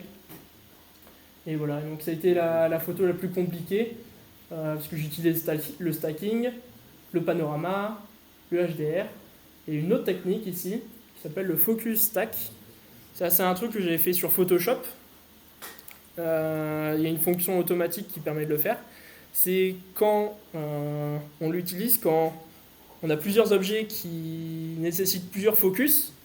Quand notre objet devant nous, on fait le focus dessus, l'objet de derrière il sera flou. Et donc l'idée, c'est de prendre plusieurs photos avec le focus à plusieurs distances, et ensuite de prendre toutes ces photos-là et les compositer, et ça fait... Photoshop va faire le travail et nous fournir une image nette sur tous les champs. Et ça a été très utile pour les carlets, parce que en faisant le focus ici, le deuxième était flou, et inversement. Et ça a été la plus compliquée à traiter, parce que j'ai dû détourer les filets, etc. La photo n'est pas parfaite quand on zoome dessus, mais elle rend quand même bien, comme ça, je l'aime bien. Ça passe encore bien, parce que le HDR est quand même bien présent, mais ça passe. Oui, après, j'ai un petit peu pas envie de pousser plus, mais... Dans la fonction autopanneau, tu le laisses faire ou tu choisis ta projection? Je choisis ma projection. D'accord. Je choisis généralement soit circulaire ou Mercator. D'accord. Ça, c'est... C'était pris à quel moment? Justement, il me semble que c'est sûrement une erreur, parce que j'ai dû oublier un chiffre, c'était peut-être... C'était en fin d'après-midi. Ouais, c'est ça. C'était peut-être 18h ou 19h20. J'ai dû oublier un chiffre. Et voilà, et c'était un peu le seul jour où on pouvait la photographier, parce que le lendemain, elle était un peu moins présente, il me semble, où j'avais des nuages. Et aussi un truc à notifier, c'est, bon, j'ai fait avec, mais la Lune était présente. Et en fait, le truc, c'est que ici, sur le côté, on voit la lumière de la lune. Ouais, Ici, ça, c'est pas des lampadaires, c'est vraiment la lune qui c'est bien. éclaire les Ça bâtiments. t'a permis de sortir du bruit. Ouais. Et voilà, et les nuages aussi ajoutent une petite dimension, et on a les étoiles ici qui apparaissent. C'est quelle constellation? Ça, je sais pas. C'est compliqué de repérer les constellations dans les photos comme ça, je trouve. Parce que on repère beaucoup moins les différences de luminosité entre les étoiles. Ça, puis les distorsions. Ouais. Mais... Et voilà. Voilà, Cassiopée. Ah, voilà, non. Encore mieux. Il y a aussi un truc marrant, c'est que à Bordeaux, j'avais fait un stage au laboratoire d'astrophysique, et en discutant avec un doctorant là-bas, qui fait aussi un peu de photos, et ben on s'est rendu compte qu'on a pris la photo. Alors c'était pas au même moment, moi j'avais pris des photos d'aurore boréale ici aussi, et au même moment, pendant ces aurores-là, lui il était de l'autre côté de la rive, là où on observe les lumières, c'est un port, et il était là aussi, donc les gens se rassemblent pas mal. Un léger défaut dans le ciel, je sais pas si tu l'as dit. Oui, il y a des défauts, ouais. Là, Mais en ici. fait, c'est au niveau de l'autopanneau, là. Oui. Il y a- Ouais, la photo n'est pas parfaite. Non, mais c'est pour ça que les projections, c'est compliqué. Mais ça, je crois que c'est pas la projection, ça doit être un défaut d'alignement, ou même si le nuage a bougé. Ouais, parce qu'il y a quand même une minute entre le début et la fin, ça fait Ouais. des précisions. Ouais, c'est pour ça, c'est peut-être les nuages. Ouais, d'accord, ok, je comprends. Après, il y a des fonctions dans l'autopanneau qui permettent de réduire les mouvements de... Non, mais c'est pas Ils appellent ça les photos fantômes. C'est quand il y a des mouvements entre deux images, l'autopanneau essaie de se débrouiller, mais... Et surtout, il arrive à aligner des photos avec juste un bout de nuage et des 3 étoiles. Oui. Alors ça fonctionne mieux avec le stacking, parce qu'il gère très très mal le bruit. Mais... Parce que le... process. Et voilà. Et donc voilà, j'avais utilisé Secator pour le stacking, ensuite Autopanneau, et ensuite avec Photoshop, voilà. Moi, j'ai essayé. Alors là, pour aller beaucoup plus loin, parce qu'étonnamment, une fois qu'on sort du système solaire, on se rend compte qu'il y a beaucoup l'échelle on passe plusieurs ordres de grandeur avant d'arriver aux futurs objets.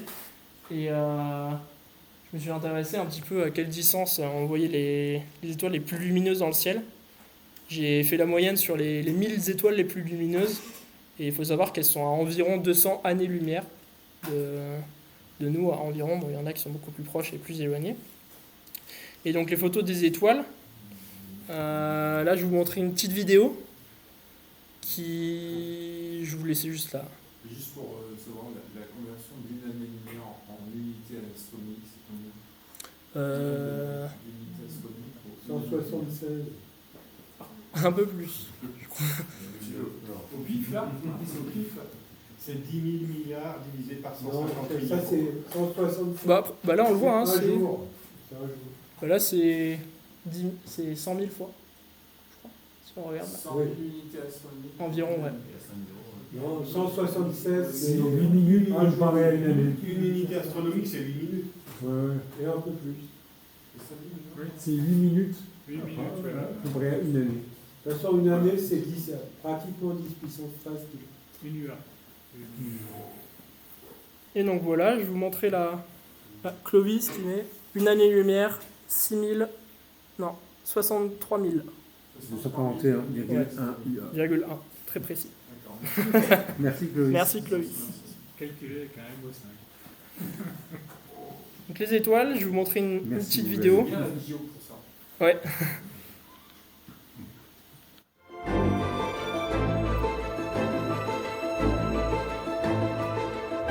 Regardez la surface de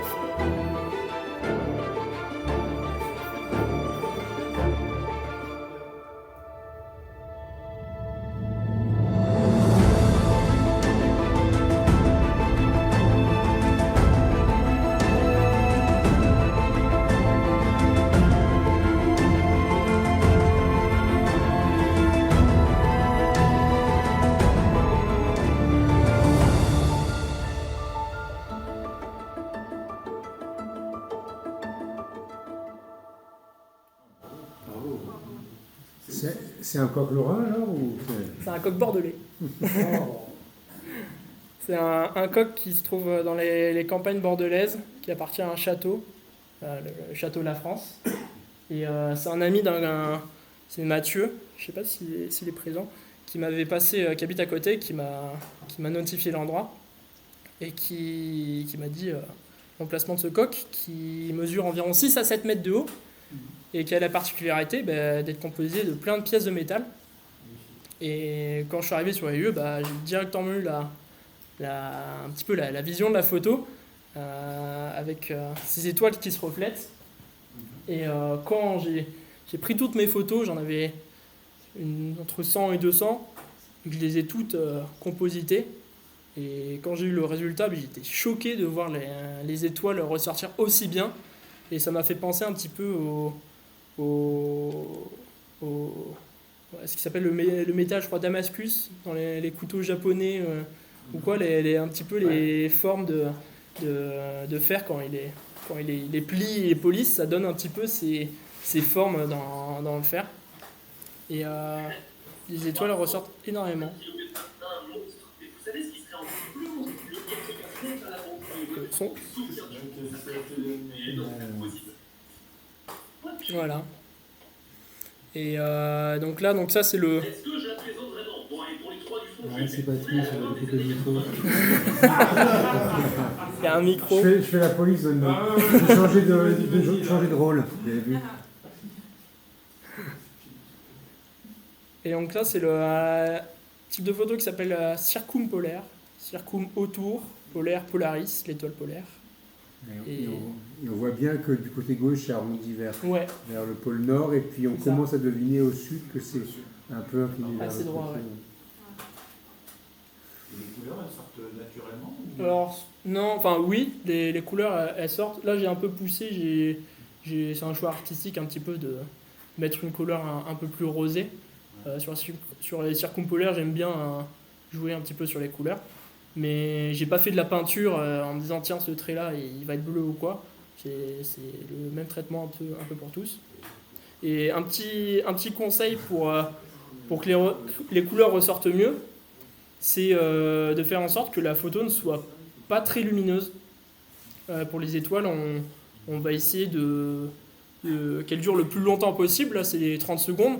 On n'a plus le problème que l'étoile soit un point, on s'en fiche que notre étoile soit plus ou moins allongée, mais on va essayer de baisser les ISO assez bas pour que l'étoile ne soit pas saturée et que la couleur ressorte. Et c'est comme ça qu'on réussit à avoir ça.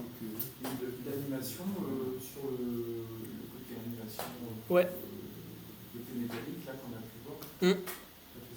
Ça j'ai fait avec StarStax, enfin en partie avec StarStax. StarStax c'est le logiciel qui va permettre de faire l'image finale. Il va prendre toutes les images et une à une, il va additionner, il va prendre la fonction éclaircir dont j'ai parlé avant avec la lune. Et dès que le pixel est plus lumineux, il allume. Et il y a une option où on peut prendre tous les fichiers intermédiaires. Et on se retrouve avec 100 fichiers où on a la progression du... Ouais. Et ensuite, je l'ai fait avec un logiciel de timelapse pour créer la vidéo. Alors, je ne sais plus lequel j'ai utilisé. Mais...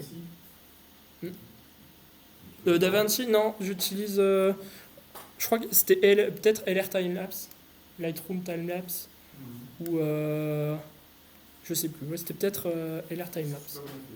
Ah, merci. Tu peux le faire aussi quand tu ouvres la première image, tu dis que c'est une séquence, tu ouais. récupères toutes les photos à la suite, et après tu peux l'exporter directement en vidéo. Ah, ok, c'est bon, ça va. Ah oui, c'est cool ça. Je testerai. Mais j'ai pas réussi à voir les couleurs. Et donc là, justement, en circumpolaire, j'ai une autre idée de photo en tête. Et là, j'en dis un petit mot, mais voilà, j'ai une idée un peu créative. J'ai chez moi un laser vert de pointage que j'utilise pour les soirées d'astro. Et ce laser-là, sur les photos, il ressort vraiment très très bien. C'est un truc... ouais. Et en fait, j'ai une idée que j'ai eue avec l'aide de ma grand-mère, je crois, qui est ici. On a cousu ensemble, enfin plutôt plus elle que moi, mais on a cousu un espèce de déguisement un peu de sorcier. Et j'ai eu l'idée, avec ce laser, de le mettre un petit peu sous la main. Et je vais essayer de pointer le centre avec l'étoile polaire, circum polaire, pour essayer de faire un petit peu un effet sorcier, comme si avec le laser, il formait sa circum polaire dans le ciel. Et je pense que ça peut rendre très très bien. Ça fait quelques mois que j'ai l'idée un petit peu de la photo. Et j'espère pouvoir le concrétiser. Voilà, et ça est... Cette photo-là, c'était pendant 3h15. Merci. Là, on a les détails. Avec toutes les étoiles qui paraissent.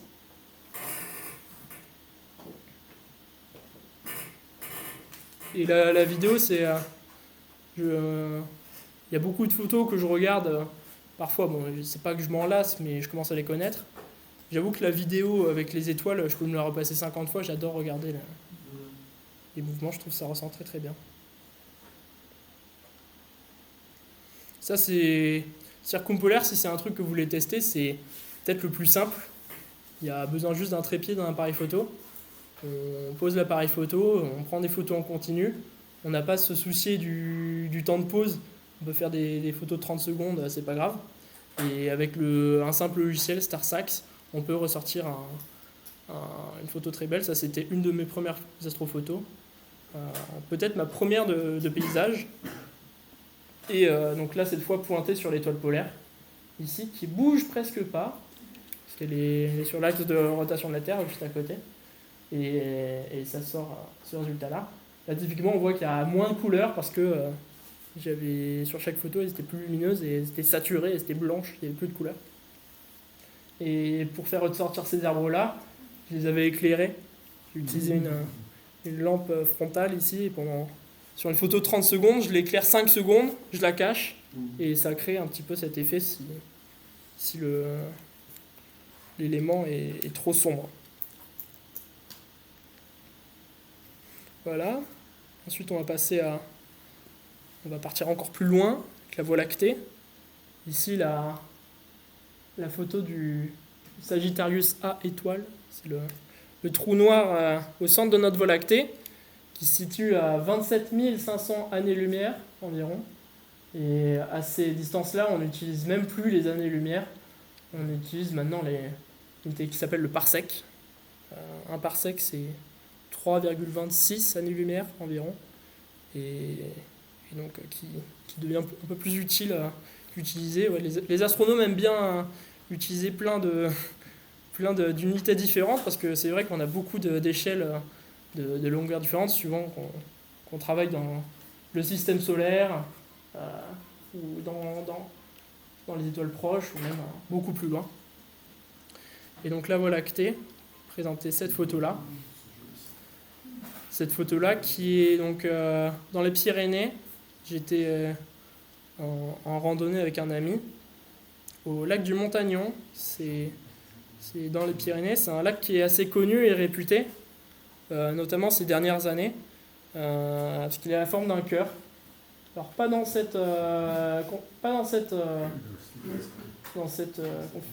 sens-là, mais plus, il me semble, quand on l'observe de là-haut. Et donc voilà. Et on dirait pas comme ça, mais c'est super pentu, ici.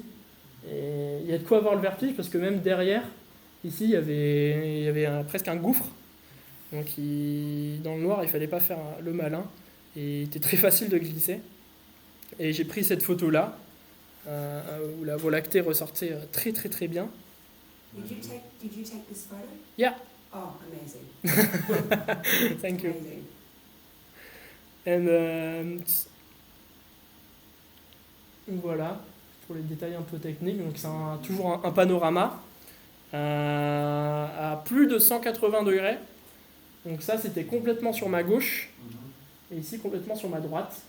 Et il y avait même des personnes qui campaient, je ne l'aurais pas fait parce qu'ils étaient vraiment très proches du gouffre. Mais le matin, ils sont sortis, donc apparemment ça allait. Et sur cette photo, on voit même ma tante, là, elle était là. On mon ami qui avait le vertige n'a pas décidé de me suivre, ce que je peux comprendre. Et j'ai utilisé donc sur cette technique-là, encore une fois, le stacking, le panorama, le HDR et le focus stack pour la petite fleur devant, le chardon qu'on trouvait un petit peu partout autour. Et là, j'ai pas utilisé Photoshop ou quoi. Je me suis pas amusé à faire plusieurs focus, le mettre sur Photoshop, me créer une image. J'ai tout simplement fait avec mon panorama une ligne de photo avec le focus sur la fleur et ensuite le focus plus loin. Et ensuite, je me suis débrouillé avec Autopano pour les relier et ça donnait cet effet-là. Ça, c'était... Ah, j'ai pas mis l'heure. C'était proche de minuit, je crois. Il fallait pas que je traîne parce que la lune commence à aller se lever. Et ça a signé la fin de ma session. Parce qu'elle s'est levée ici. Et elle éblouissait et éclairait toute la montagne. Donc ça a arrêté ma session. Donc ouais, c'était vers 23h minuit, je crois. Au fond, on voit même les montagnes, les montagnes connues. Ici, on a le pic du Midi d'Osso, en forme de dent, là au fond. Et voilà. Il y a une photo une photo de quelqu'un, alors je me souviens plus de son nom, et qu'il avait prise ici, en haut de la montagne. Il avait fait un panorama pour avoir toute l'arche de la Voie lactée au-dessus du lac. C'est aussi un point de vue intéressant. Mais moi, je ne l'ai pas fait.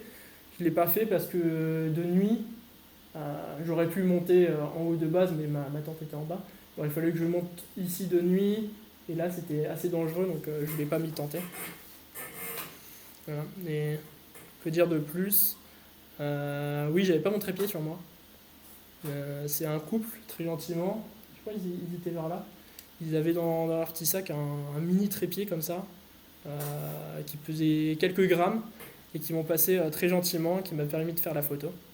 C'était pas le trépied qu'on a ici là, mais ça m'a permis de faire la photo ce soir-là. Voilà. En fait, moi, juste pour le parallèle, je faisais énormément de panneaux industriels en M86 ou même en APS-C. Et j'ai arrêté. En fait, il faudrait passer au moyen format. Parce que ce que tu fais des 17 tuiles comme tu le fais là. Ouais. Si tu passes en moyen format, à partir du moment où tu vas passer en moyen format, tu auras une meilleure performance de champ, une meilleure dynamique, et tu vas faire moins de tuiles. Ouais. Et tu vas gagner du temps et tu auras une plus belle couleur. C'est possible. C'est vraiment l'avenir pour ce que tu fais. C'est pas gratuit. C'est un peu cher, moyen format. C'est pas gratuit. Alors, non, mais si on compare bien, un moyen format aujourd'hui c'est 5 000 €. Tu vois en fait l'obsolescence des appareils, ça vaut le coup si tu te gardes vraiment 10 ans. Puis les objectifs qui vont dessus, ils sont pas bien. Non, mais tu en achètes un, ça s'achète. La chambre, les c'est pas un objectifs. problème. Ah oui, ça c'est C'est pas bon. Non, c'est pas un problème. Mais dans l'approche photographique qu'il a, c'est ce qu'il faut faire. Ah oui, non, mais. Et là, en fait, tu vas gagner en puissance. Là, c'est quel objectif? C'est le 14 mm toujours. 14 mm, un Canon Non, Samyang. Samyang 14, F2. .8. Ouais, parce que bon, Tu pourrais partir sur un fisheye pour. C'est sûr, mais après l'intérêt du panorama aussi, c'est d'avoir une bonne définition. Avec le fisheye, on n'a pas l'avantage. Plein format avec un fisheye. Bah ouais. Oui, ça peut, mais. Ouais, mais t'as pas la même résolution. Et des formations. C'est-à-dire qu'à un certain moment, si tu passes en moyen format avec un objectif de 35 mm, tu vas avoir non seulement la résolution, mais le champ. Celle-ci là, elle fait, je crois, c'est une photo carrée. Elle fait 13 000 pixels de côté.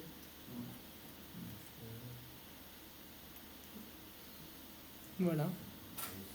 Et on peut remarquer aussi, c'est que j'ai fait le sol et le ciel, je ne l'ai pas fait au même moment. Et donc les reflets de la Voie lactée ne sont pas au même moment. J'ai fait avec, mais c'est pas forcément très choquant. Il y a cette petite zone, souvent. Ouais, c'est magnifique. Oui. Là. Qu'est-ce qui s'est passé? C'est le sac à charbon qui a migré dans les différents... Non, mais je crois que c'est, non, c'est vraiment, C'est de la poussière, hein. c'est vraiment de la poussière de la Voie lactée. Mais ça. pas s'ils sont Hein Alors, si, ouais, non, j'ai peut-être un peu poussé le contraste. Ouais. C'est possible. Tu l'as jamais vu, toi? C'est l'OVNI. Voilà. C'est l'OVNI.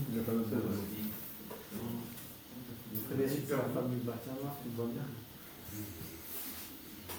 Donc elle existe, la médecin mort. Bah, voilà. Alors, et plus loin, bah, là, c'est un peu, on va pousser plus loin que la Voie lactée.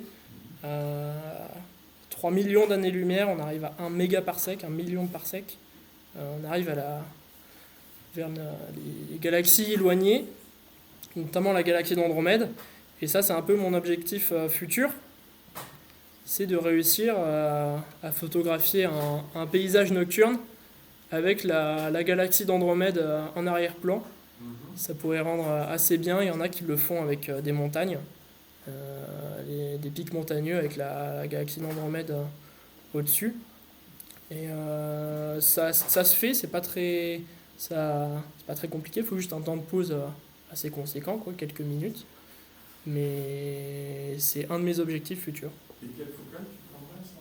Alors ça, je prendrais un 135 mm. D'accord. Là, 135, moi j'ai un moyen format, APS-C. Et... Ou alors après avec un plein format, une focale plus élevée. Moi, les deux objectifs que j'utilise, principalement, c'est la marque Samyang, le 14 mm 2.8 et le 135 f2. D'accord. Voilà. Et du coup, si tu te mets en 135 mm pendant 5 minutes, la galaxie elle va se balader. Elle va se balader, mais dans ce cas-là, oui. Alors là, elle sort hors du champ, mais dans ce cas-là, on utilise. Faut utiliser une photo brute où on a la position de la galaxie. On continue la prise de vue même si le paysage s'en va. Et une fois qu'on a notre image finale avec le temps d'exposition accumulé, bah, on colle finalement la galaxie sur l'emplacement initial. Dans ce cas, on a autant la place de prendre la photo de la galaxie n'importe où et puis la coller sur la montagne. Oui, certes. Parce que du coup, ça reste du montage. Ça reste du montage, mais après c'est pour le fun, c'est que ce plus... soit- Ouais, je préférerais le... C'est sûr, mais moi je préférerais le faire au même moment. Après, c'est comme on veut, quoi, finalement. Mais... Après, ça va dépendre de ce que tu veux voir sur la galaxie d'Andromède. Tu veux juste la voir, Mm. tu n'as pas besoin de 10 minutes de pause. Hein. Oui, Elle vient vite. ouais, c'est pour ça. Si tu veux voir des détails, Non, c'est ouais, là, les détails, non. c'est là que ça devient. Même avec moins de focale que 135 sur un APS-C, Oui. même avec un 50, Oui, elles sont bien. Une sorte c'est d'étoile. hyper bien. Mhm. Alors, il y a un truc, c'est que Ça dépend de la dimension, photo, quoi. juste pour la focale, quand il y a le champ de vision, et puis en fait, il y a la grandeur de ce que tu vois. Donc mon repère, moi, c'est la Lune. Et quand tu fais, dans les calculs que j'ai pu faire, en fait, la dimension apparente de la Lune sur un film photo, quand tu prends une focale entre 100 et 120, donc 135, ça passe, tu as la dimension apparente de la Lune qui représente en fait sur ton image ce que tu vois. Mm. Ça veut dire que quand tu prends ton image et que tu as mis un film à l'échelle, ben en fait, et que tu la compares visuellement avec ton angle, et ben c'est le même diamètre. Ce qui fait qu'à un certain moment, quand tu fais une image avec une focale de 120 mm, il te manque juste le champ, donc tu as ça en moyen format ou autre, tu as la dimension apparente de ce que tu vois dans le ciel. Oui, ok. Voilà, et de l'échelle aussi d'un paysage. Mm. C'est pour ça qu'un paysage panoramique, si tu prends une focale à peu près de 120 mm, quand tu prends une photo de la Lune, c'est comme si tu le voyais en plein jour, comme tu le voyais, en réalité. Ok. Tu as la même dimension, tu as la même échelle. Ce qui te manque, c'est le champ. Mm. Et donc si tu veux passer avec le champ, tu es obligé d'augmenter ton capteur. Parce que tu dois conserver 120 mm de focale. Oui, ok. Voilà. Donc tu es tué.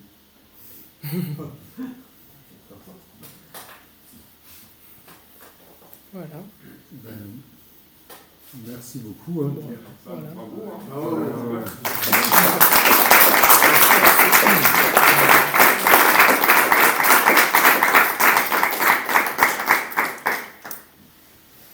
Voilà. Alors il y a Thomas qui dit Hola frérot. Alors c'était en privé, mais je pense qu'on va partager.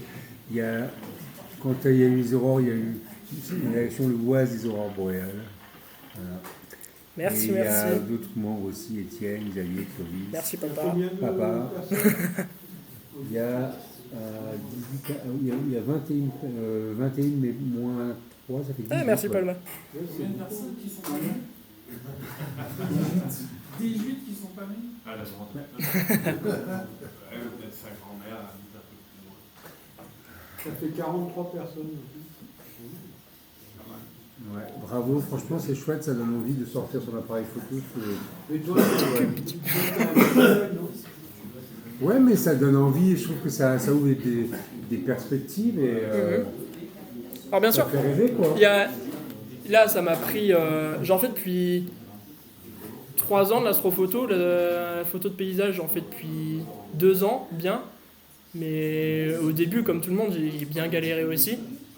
Mais faut commencer un petit peu au début. Il y a des logiciels aujourd'hui qui sont très très simples et en 10 minutes on peut obtenir une image ronde un peu.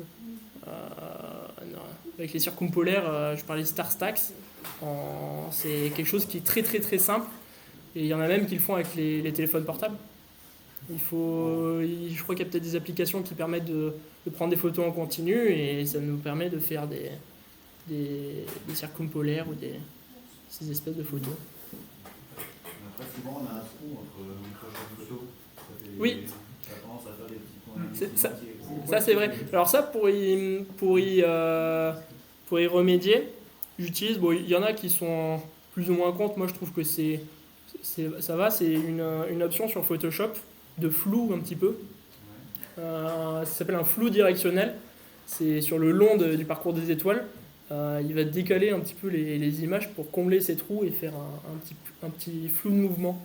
Et ça permet aussi sur les bouts le bout des chemins d'étoiles d'avoir une traînée qui s'assombrit petit à petit pour avoir un effet. Il y a aussi sur ces équateurs, il y a une option aussi. Oui. Une option pour faire justement ce filet. C'est l'option Comet. Voilà. Mais cette option-là, elle marche que dans un sens. C'est-à-dire que l'option Comet, il y a un côté où l'arrêt est abrupt et il fait le flou dans l'autre sens. Ouais. La dernière image qui est à 100%. Ouais, c'est ça. Et du coup, on n'arrive pas, j'ai pas réussi à récupérer les couleurs à ce moment-là. Alors je peux montrer, je crois que j'ai la... Ah mais c'est à côté, c'est après. Alors c'est 14, je peux... Voilà. Mais voilà, c'est StarStax. StarStax, ça c'est pour les circumpolaires. C'est très simple. On met ici nos photos, les images. Alors on peut même mettre des darks pour éliminer les pixels chauds.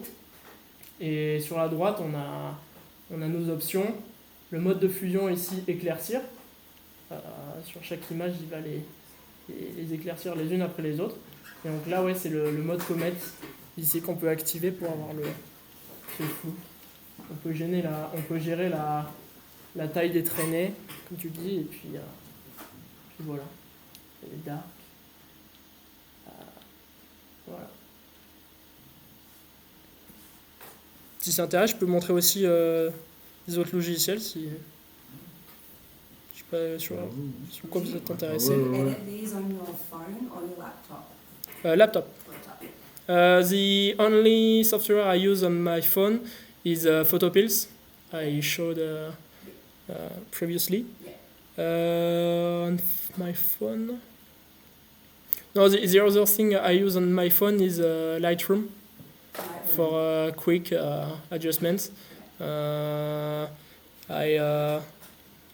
example, for the aurora of European Parliament, I transfer a photo from my camera to my phone directly, just after, and on Lightroom. Just for quick. Yeah, just for quick. But these are available for Windows and for Mac also, I think. Si vous voulez faire des panoramas, moi j'utilise Autopano, mais c'est un petit peu une usine à gaz parfois. C'est beaucoup de temps de traitement, un peu compliqué. Si vous voulez faire très simple, moi j'utilise Image Composite Editor. Diminutus Ice. En ce moment, on entend beaucoup parler sur les infos en ce moment, mais c'est pas la même chose. Et donc sur ce logiciel, c'est en 4 étapes. On importe toutes nos images. Ensuite, il va les compositer automatiquement. Le seul inconvénient, c'est qu'on n'a pas la main sur les points de mesure qu'il fait, ce qu'on peut faire avec Autopano. Mais ça fait le job. Et on peut gérer à droite la projection, donc la manière dont il va disposer les images. Généralement, j'utilise la sphérique ou alors Mercator. Mais il y en a d'autres qu'on peut tester aussi. Il y en a un qui est sympa, alors je ne sais pas s'il est ici, mais j'en ai jamais fait. Alors sur Autopano, c'est une projection qui s'appelle Mini Planète. Quand on fait des photos à 360, il va faire une projection où sur la photo, il va raccourcir finalement, il va compresser le sol, comme si ça faisait un effet de petite planète, et avec le ciel tout autour, ça rend sympa. Mais il faut faire par contre des photos tout autour de nous à 360 degrés. Tu peux le faire juste avec un panorama aussi. Sur Photoshop, tu fais le panorama, tu fais le montage sur Photoshop. Ouais. Après, tu lui dis de transformer ça en image carrée en faisant justement un alignement sphérique. Et du coup, il fait des photos justement, alors soit avec le ciel au milieu, soit à l'inverse, avec le ciel sur l'extérieur. Ah, je serais intéressé de voir. Effectivement, le plus dur, c'est de faire la jonction entre le début de ta série de photos du panorama et la fin. Si les deux ne se matchent pas, à la fin, tu as un espèce de flou pas terrible. Ah, je serais intéressé de voir ça. Ouais. Sur Photoshop, il y a des tutos sur Internet qui peuvent jouer avec ça. So like AI does it for you. Yes, AI. Yeah. Ah oui. It helps you do it for you. A little bit from what you say, yeah. I think so. But yeah, it's a form of AI. It's a form of AI. Yeah, but It's it's not generative AI. okay. It's not AI that creates data for you and So you cheats. think- Yeah, it's just tools to align, Yeah. and all the software use that Yeah. type of AI to. But that's not a problem. It's necessary. Après ça, on a juste à cropper l'image pour enlever cet effet de projection. Et ensuite, on l'exporte.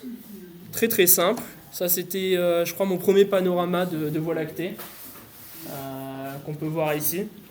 Et on peut l'exporter en JPEG ou même en TIFF si on veut un peu retraiter, ou même en format Photoshop. Là, je le découpe. Donc voilà, c'est un logiciel très très simple qui est cool et gratuit, il me semble.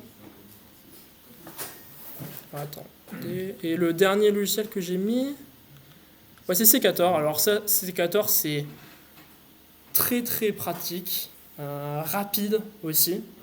C'est Le C14 il coûte cher quand même.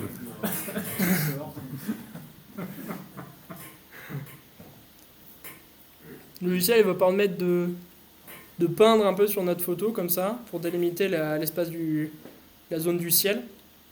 Et c'est un prérequis pour utiliser Secator, c'est que notre plan ne bouge pas. Il faut que le sol reste au même endroit, ne bouge pas, et c'est le ciel, photo après photo, qui va bouger. Et en délimitant la zone du ciel, il va repérer les étoiles qui bougent, il va les aligner les unes après les autres, et nous donner en sortie un sol qui est stacké, qui n'aura pas bougé, et le ciel qui sera découpé, décalé et stacké. Là, sur la droite, on peut mettre les photos. On peut gérer aussi des images des darks, ici, pour éliminer les pixels chauds. Pour ceux qui ne savent pas, les darks et les pixels chauds, c'est des pixels défectueux dans notre caméra. Tous les capteurs en ont, même les télescopes spatiaux, etc., n'y peuvent rien, il y en a. Les pixels-là, c'est des puits de potentiel, en fait, et on lui donne de la lumière, et il va incrémenter de plus 1, plus 1, plus 1 la lumière. Mais parfois, ces puits-là, ils débordent un petit peu sur le suivant, et ça donne un pixel qui est constamment allumé. Et ça nous permet, certains fichiers permettent d'enlever ce défaut-là. Et ce que j'ai mis, bah voilà, on voit mieux. Et c'est 14, donc il y a plusieurs types de stacks. Le plus utile, à mon sens, c'est celui qui s'appelle Freeze Ground, le sol statique, et avec une région du ciel partielle que je vais peindre moi-même. On peut choisir que ce soit toute l'image si on vise que le ciel et qu'il n'y a pas de sol. Et après, il y a d'autres types. Si on veut réduire la pollution lumineuse, il met des filtres. Ça rend pas forcément très très bien, donc moi je préfère ne pas les utiliser. Mais par contre, l'avantage c'est que c'est très rapide. En plus d'1 minute, on a une image. Et donc voilà. C'est pareil, ça sort quoi en fichier de sortie? Celui-là, ça sort en TIFF, ici. Il faut nous-mêmes marquer le format de fichier de sortie. Le seul inconvénient sur les logiciels, c'est StarStax. Il me semble qu'en sortie, on peut pas sortir de TIFF. Je peux sortir que des JPEG. Donc dans ce cas-là, si ça peut me permettre, si j'ai pas assez si j'ai un nombre de fichiers qui est assez restreint, je passe par Photoshop qui permet, mais sinon avec des centaines de fichiers je peux pas. Mon ordi il permet pas de le faire tourner, il me faudra un ordi plus puissant. Mais c'est quoi l'intérêt de sortir en TIFF? C'est parce que en TIFF on a des couleurs plus voilà. On a 16 bits de plage dynamique, c'est-à-dire qu'on a 2 puissance 16, ça fait 16 000 les poussières types de couleurs différentes, alors que les JPEG, c'est en 8 bits, donc 2 puissance 8, ça fait 256 couleurs différentes, on en a beaucoup moins.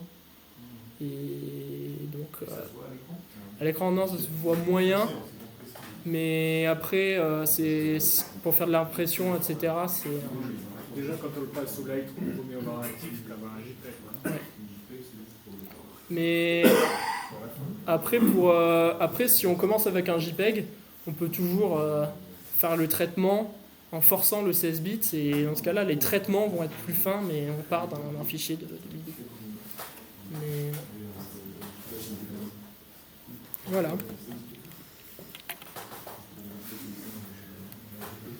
Merci beaucoup Pierre. Merci beaucoup.